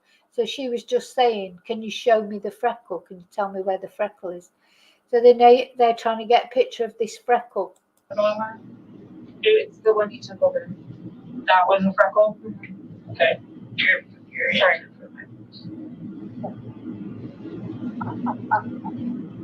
Oh, David, yeah, I bet she had to get it out again. Is it on this side, you think? Turn this way for me, please. Face me. Yeah, you need to do. Light on, right here.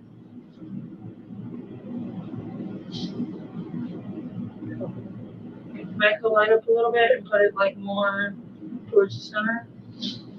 Put it more right towards there. the center. What? Oh.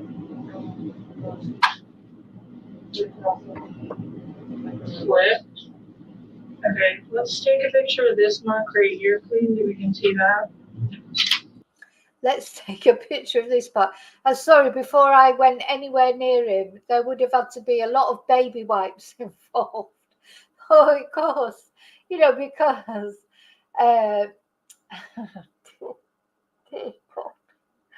oh my God, you'd have to disinfect it. But of course, that defeats the object.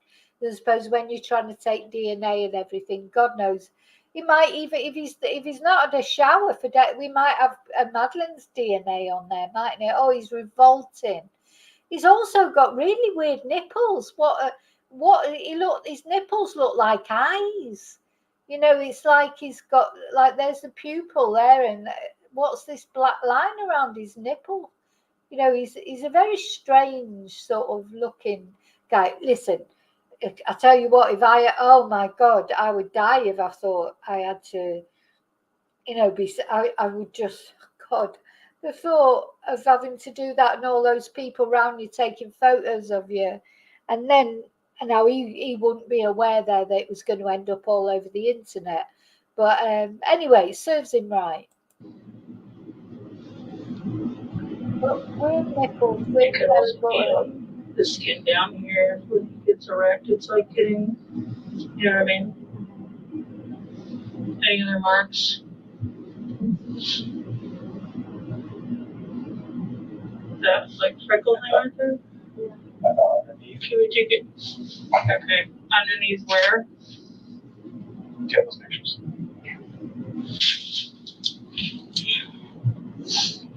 So we have this one, which I believe is the one that she saw. I'm sure she was trying to get it. Anyway, never mind. No, let's not comment on it. Over here. That's that one. That's the dark one. Yeah, you can't really see Right too there. well with him not being Oh, erect. yeah. The one that we're trying to find is this down here. Oh, gotcha. So it might just be. Let me see how much hair is. I mean, can you zoom into that? When you zoom into that, she's like, not sure if it zooms that far. That's right where the legs. She needs a telescopic Right. lens. Wait, do we have a deputy out there with a real flashlight? Have we got a deputy out there with a flashlight? Oh God, she needs a telescope. She needs one of those telescopes that you use to look at the stars to find anything that he's got. They're looking for a freckle. To be fair, freckles are little.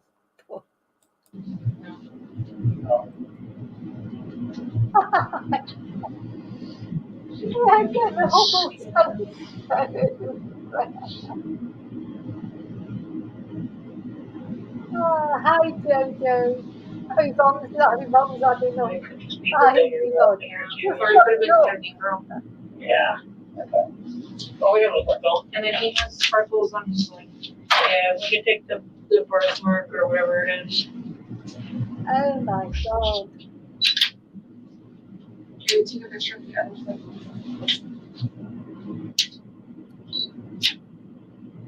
I bet all of them, when they got home, they had a good scrub up. I literally would have the bleach out. Honestly. You want to check the pictures before we put clothes on and make sure? Okay, so we for sure got this one. Yeah, the black freckle mark. Yeah, we got that. The other ones could be in one here. Can you imagine when you get home, oh, what did you do today, dear? Oh, well, I got a telescope out and took a picture of Stephan Sterns' freckle on his penis. You're talking about your day, like, oh God, while you're having your tea, having your chipolatas, your sausages, your bananas, whatever it is, you just have to have something that was nothing like a PENIS for tea, wouldn't you? Oh dear, oh dear. Again, just let me thank Gray Hughes. Sorry, I have to keep thank you, Gray Hughes, for letting me use your video. So we take a picture. We're going to really see it with it not being erect. I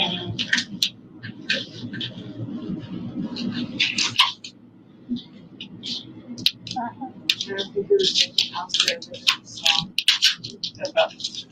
Did we get whatever was under the Band-Aid that you wanted to see?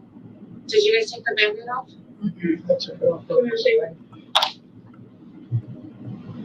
Let's take it. I think. Let me get the swabs first. Go ahead.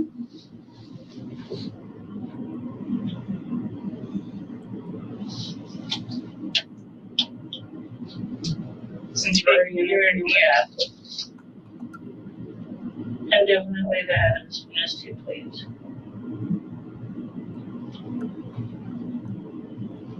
Do you need where my hands are?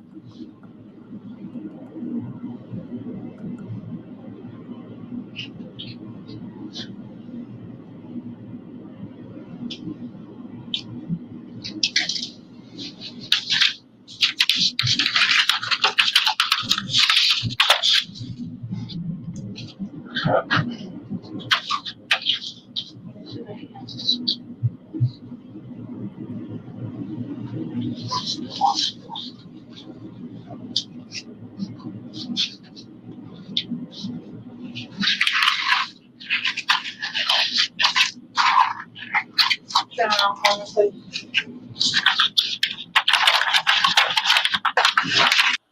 The thing about this case is it's been so heavy, hasn't it? So deep, you know, it's just going through sort of what happened to Madeleine and everything. It's so distressing. So the first time I watched this, honest to God, I know it's still serious, and of course, you know, it won't bring Madeleine back and all those things, but it's just so satisfying to see Stephan getting some instant justice. This is even besides whether he gets the death penalty or if he ends up going to prison for life. Just this in itself is an instant judgment, an instant karma for Stephan Sterns. And it just feels good to watch it, I think. Okay. And I just want to make sure we'll get these clothes on him, and I want to make sure that the marks on his hands are still. I'll study you. He's going to help you. Or you want me to do it and you study him? It's the front of that. That's the front. So it's the front, yeah. So for your left leg.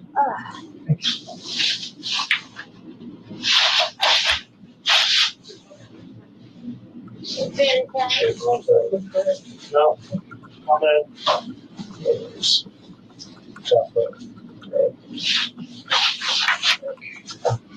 Should be like a post spot in there if you want. It's a 1P, yeah.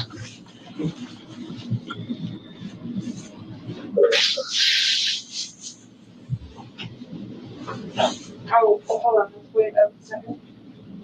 Yeah, as long as it's right, just covered. I don't know.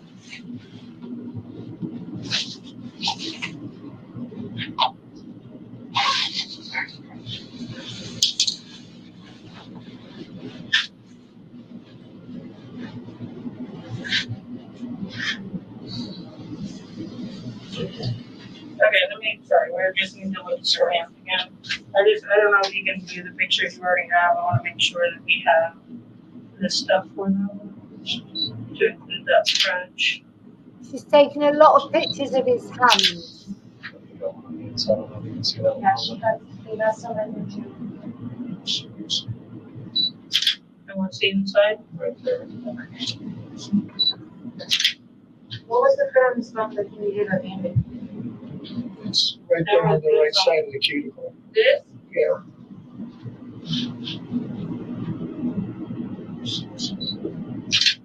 Are we doing finger swabs?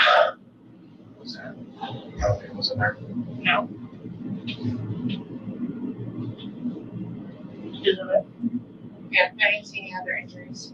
Okay. Right, I mean, it was in the work. So you guys have everything you feel like you need? Yeah, so they wanted quite a lot of pictures taken of his hands and the scratches that he had. And I agree, this lady here in the pink, her hair, you know, it's beautiful hair, but it should really be tied up, surely. You know, like the other ladies have got their hair tied up. You know, surely. Well, personally, for me, I wouldn't want my hair anywhere near his didgeridoo. Do you want our? Yeah. You want to just have a seat for a minute? Let him take a, here, let me pull it out for you. Let him take a look at the photos, make sure we have everything so we don't have to make you do all this again. Because you're digging into my shorts here, which trying one? to find it comfortable. Trying to get into a comfortable position. The right hand? The left one's the most uncomfortable. Okay, face the wall for me so I can see. The right one, I just got it too. This one's too tight? Yeah, I think so. Okay. Do me a favor, have a seat, let me swap. So bear in mind, while all this is going on and he's whinging because the cuff is cutting into his hand, he's still not saying where Madeleine is. He's still left Madeleine. Madeleine's just been discarded like a bit of rubbish in a field, and he's still not saying where she is. All he's doing is whinging that the handcuff is too tight. He didn't even, to be fair, he didn't whinge about all the things that they did to him. but he still has not said where little Madeline is, the girl that's supposed to be like the daughter he never had, the daughter who he loves. She's just lying in a field being covered with insects as this is all going on, and he's still not saying where she is. My gloves, and I don't want to touch my collar while in these gloves. I'll pull them out and then I'll get you one. Thank you. I'll be with you in a second. Hold on, let me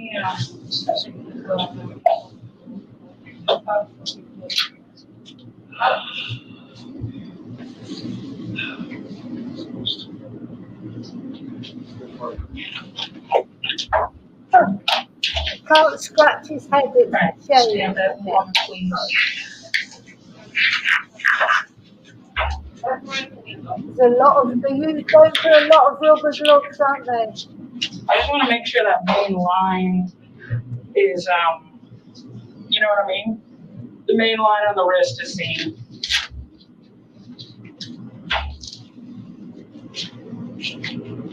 All right, and move forward, spread feet, wide, wide, wide, more, there you go, so just like that.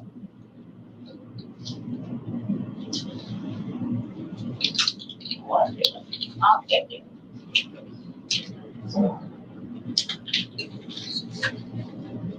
Is that better? Yeah,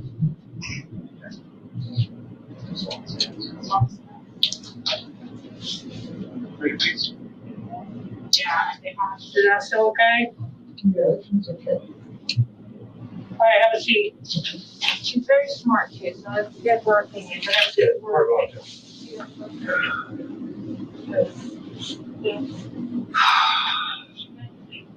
Really, if you thought he was 57, you wouldn't be surprised, would you really? Certainly 47, 50, 55, he does look an awful lot older than 37, doesn't he?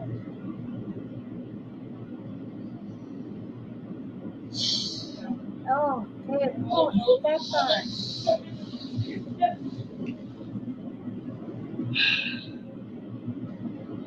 All he cares about is himself. He's just feeling sorry for himself. He's so pathetic. Tell them where Madeline is. Of course, he never did tell her where she was. She was fine, wasn't she? But he never told them where she was.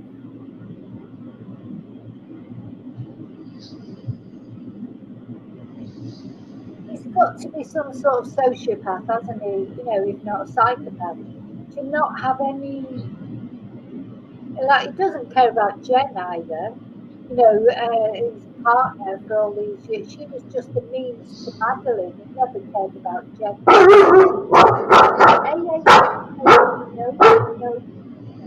He never cared about Jen. He never cared about Madeline. He just cares about himself. It's all about him.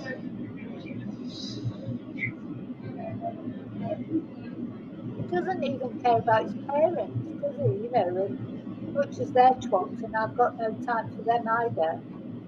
They have, looked after him, bailed him out of God knows what. He doesn't give a shit about them either. He doesn't care about anyone but Stephan. Stephan, that's it. And that poor little girl is lying in the field as he's there, covered in ants or covered in flies. How could he let that happen?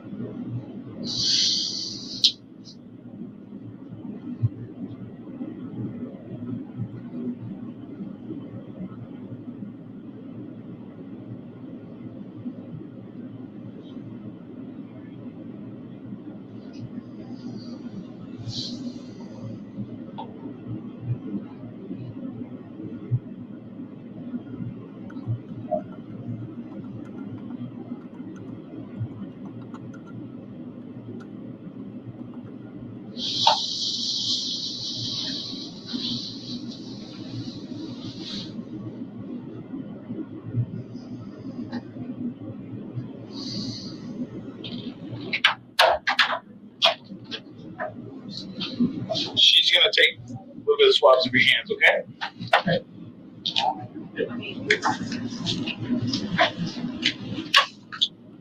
So when she's ready, we'll have you stand up and just face the wall, and then it's easier for her. Let me just go ahead and stand up.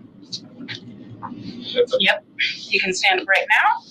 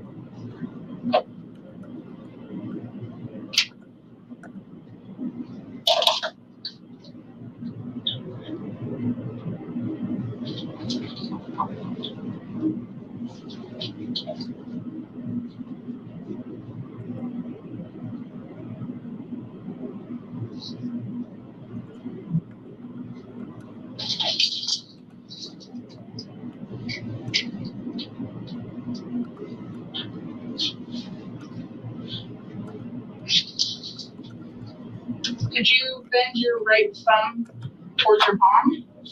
Yeah, thank you.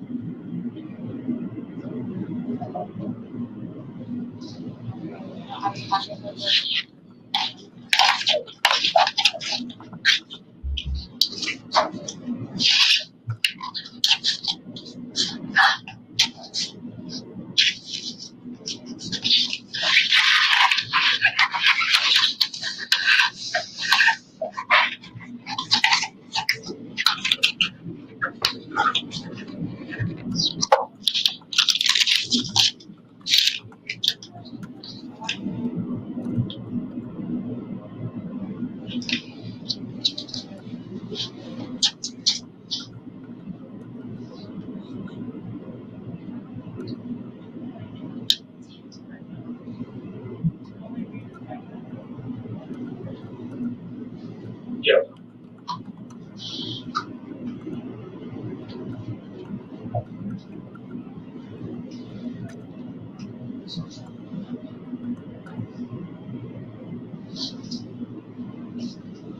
Now if you could bend your left thumb towards your palm. None of us.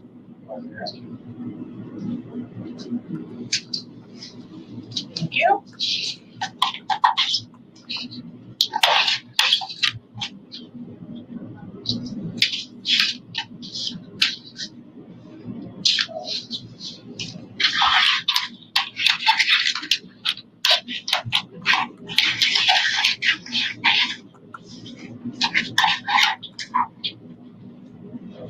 And then you got her in.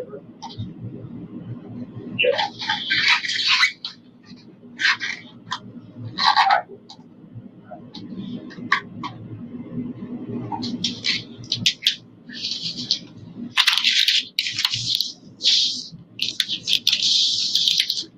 All right, let me accept.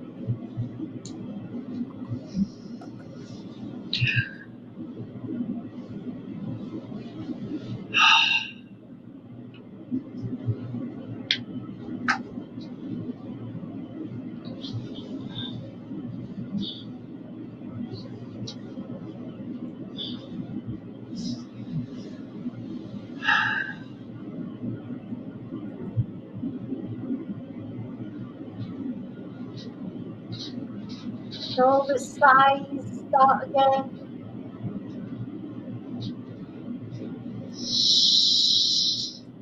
All the big sighs start again. I think the reason my voice went quiet, Dave, is if I don't stop the video to talk, it doesn't come over properly, the sound. So yeah, poor me, poor Stephan. It's just so sad.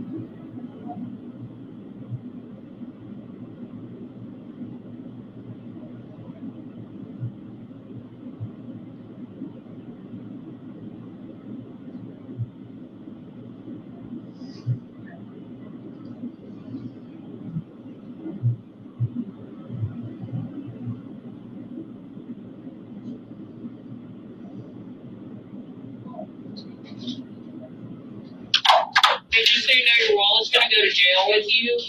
And whatever change you have, some like loose change in your pocket, I just toss that in the wallet too. Okay? Are you done with this? Yeah. Okay. Do you need any more water? More water would be great.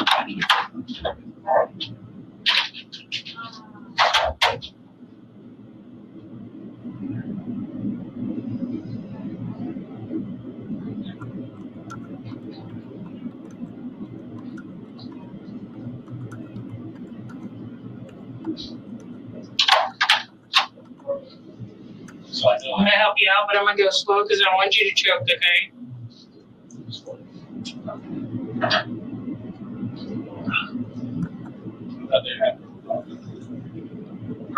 So good?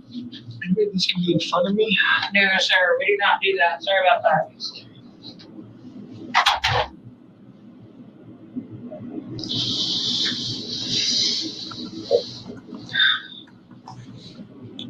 Oh,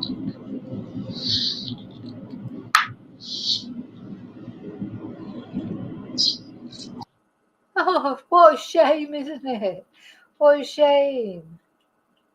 God, you know, I mean, he ain't been in there that long. I mean, he has been in there a good few hours, but, you know, he's sort of like drinking that water as if, you know, he's been in there for weeks.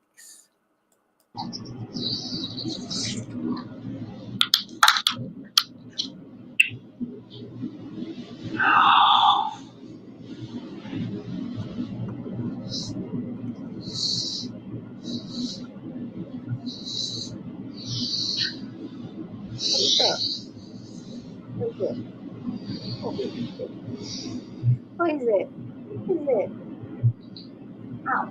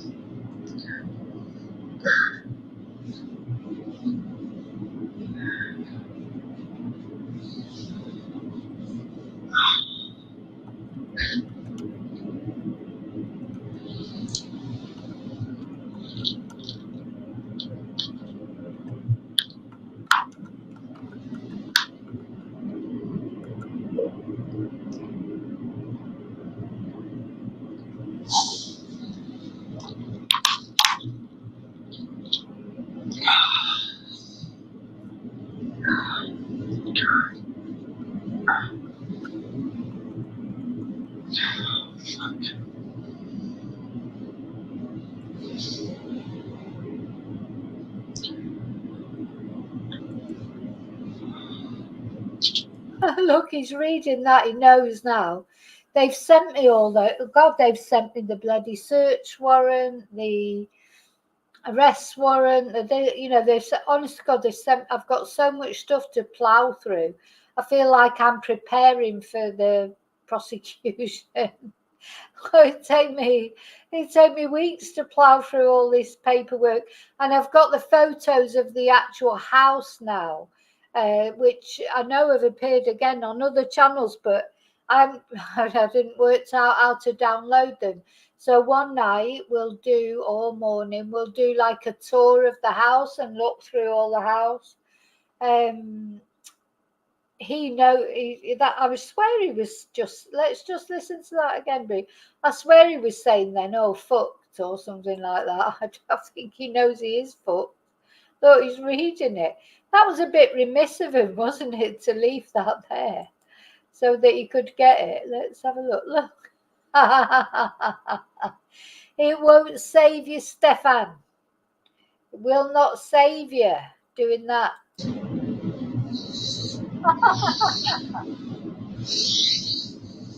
What is this? What a sight.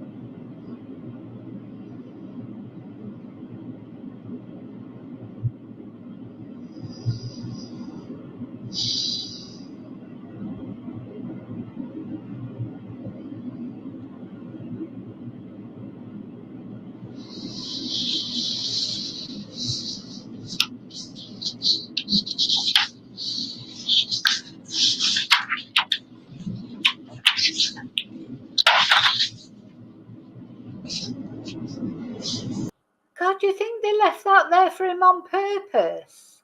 It just, or maybe not, but anyway.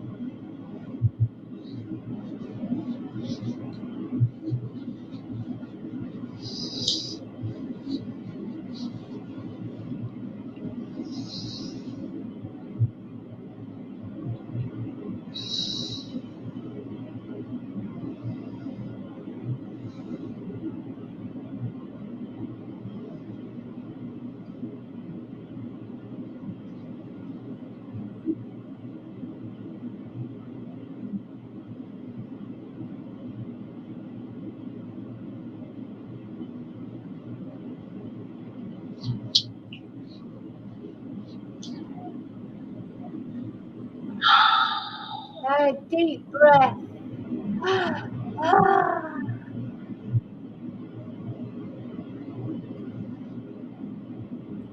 God, he's going to need more deep breaths than that, isn't he?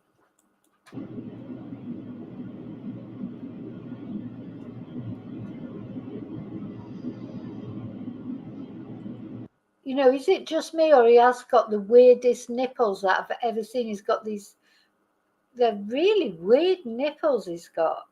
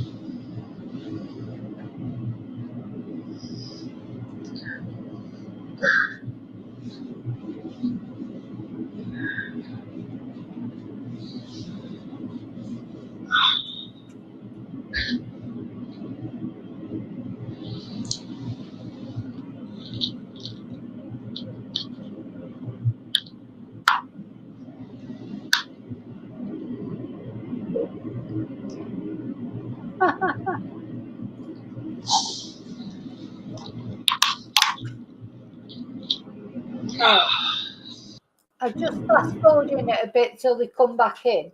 Oh, so it's his copy, okay. So they left it over there so it'd be difficult for him to get to, I suppose. What was I going to say then? I've forgotten. So, oh yeah, just once again, remember this is Grey Hughes Investigates, who very kindly let me use this video.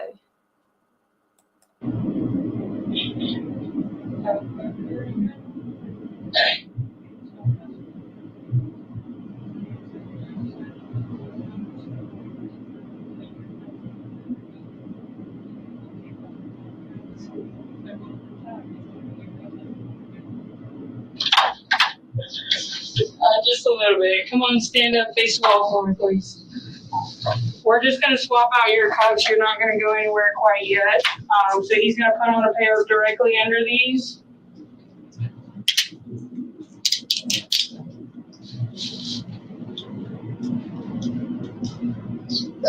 It's gonna hurt for a minute, but he's gonna take them off. Just bear with us. Fortunately, they're not made for comfort. No.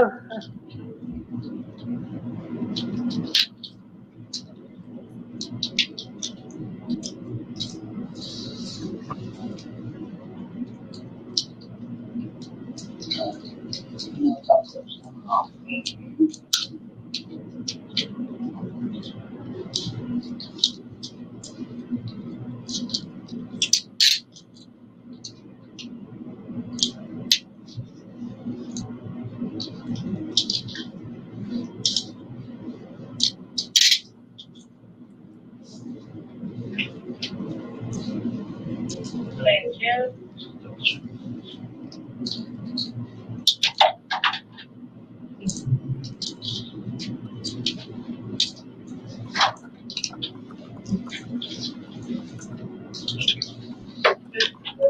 Alright, have a seat, girls.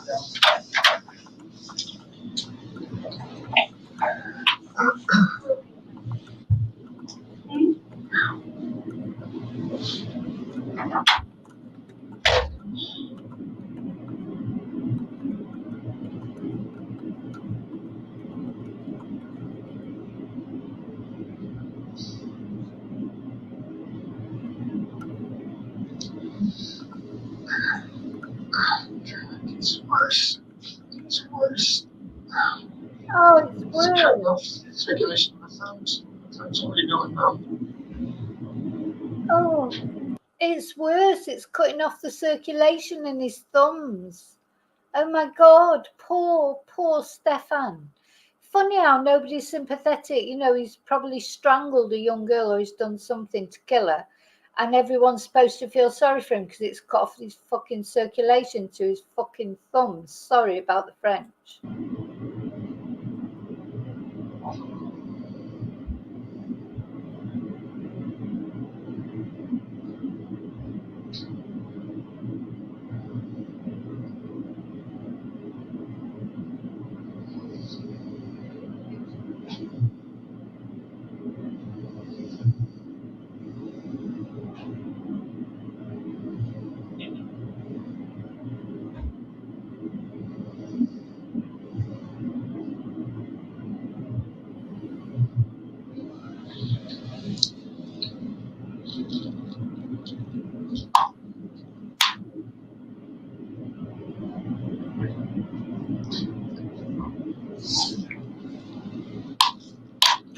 I'm just going to fast forward a bit because it's just him sat in the room, struggling with his handcuffs.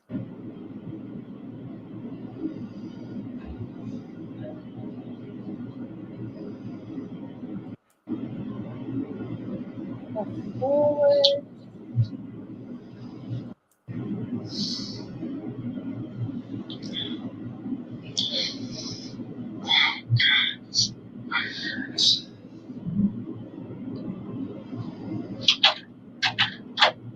We're putting it on? No, I'm just gonna sip it up all the way. Can you say that, please? You can please.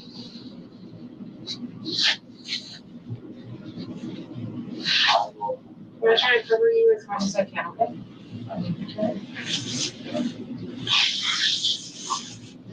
Any way to have our student holds with him? No, sorry. Just claustrophobic like this.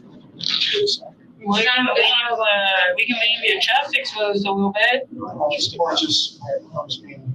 Yeah. Yeah, it's not gonna change. It's not important at all. This is his copy. Yeah. Last sip of water before you go? Yes, please. Yes, Thank you.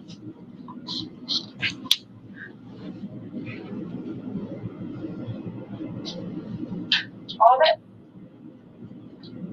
We won't go on until we get it done. Would you like some more? Okay, head out there, just wait with her. She'll get you a little bit more water, and then I'm gonna check this room and we'll get out of here.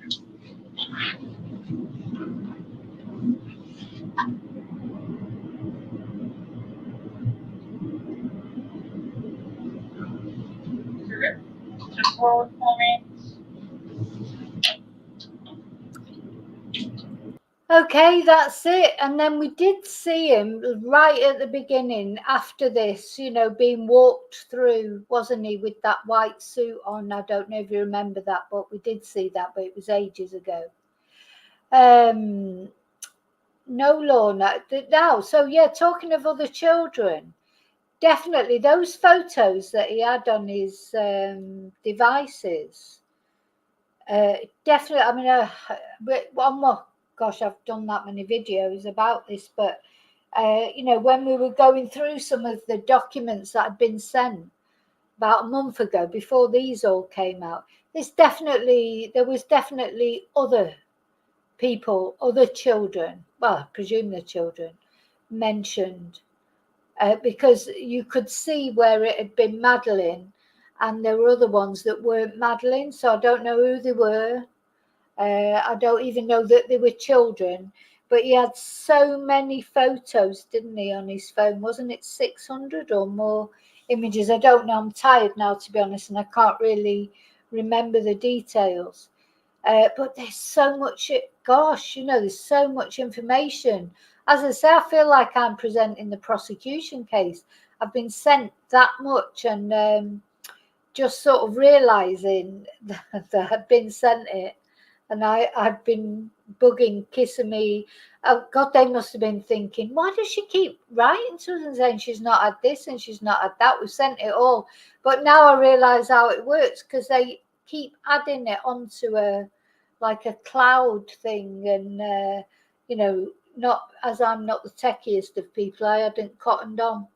Anyway, I still haven't managed to download that video. So yet again, thank you, Grey Hughes Investigators, for letting me use that video, because I think I've got it somewhere in the loads of stuff that I've got, but I haven't managed to download it yet anyway. But I've got the Jen Soto video interview. We'll definitely be going through that. I may go through that in the members though tomorrow night and then release it after. Yeah, so it's members live tomorrow evening, Tuesday evening. So if you want to be a part of that, please join. If not, it'll be released, you know, the actual video. It's just for the actual live. That will probably be in the members. Tomorrow, what day is it tomorrow? I try and do 2 videos a day, don't I? 2 lives a day. But I may not get the morning live in tomorrow because I've got Spanish classes. For those of you who don't know, I am a Spanish teacher. That's my proper job, if you like. That's my bread and butter job. That's where I actually earn a living. So, you know, I have to concentrate on that. But I'll definitely be back at least once tomorrow, you know, and I'll see them. But listen, thank you so much for being here with me to watch that. It definitely was satisfying to see Stephan. Karma, instant karma practically given to him. It's so nice to see him being humiliated like that, and his humiliation will carry on because his, you know, his humiliation has now been seen probably all over the world for anyone who's interested in this case. So okay, so I'm going to bed. I'm tired. Here in Spain it is 11 o'clock in the evening. Oh, bless Seffi. Why don't you join? Sorry, I'm not trying to tell you to join, but quite often you gift memberships. So, but maybe for yourself a membership.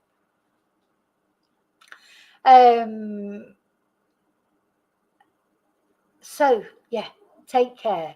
I'll sleep tight. If it is nighttime where you are, it won't be nighttime for all of you. I'll see you again very soon. And until then, thank you so much. And may your God go with you. Let's put my little goodbye video on when I can find it. Actually, I think what I'm going to put on first is I've got a little short video about of Madeline. So I'm going to put that on first. And then I'm going to put on my little video.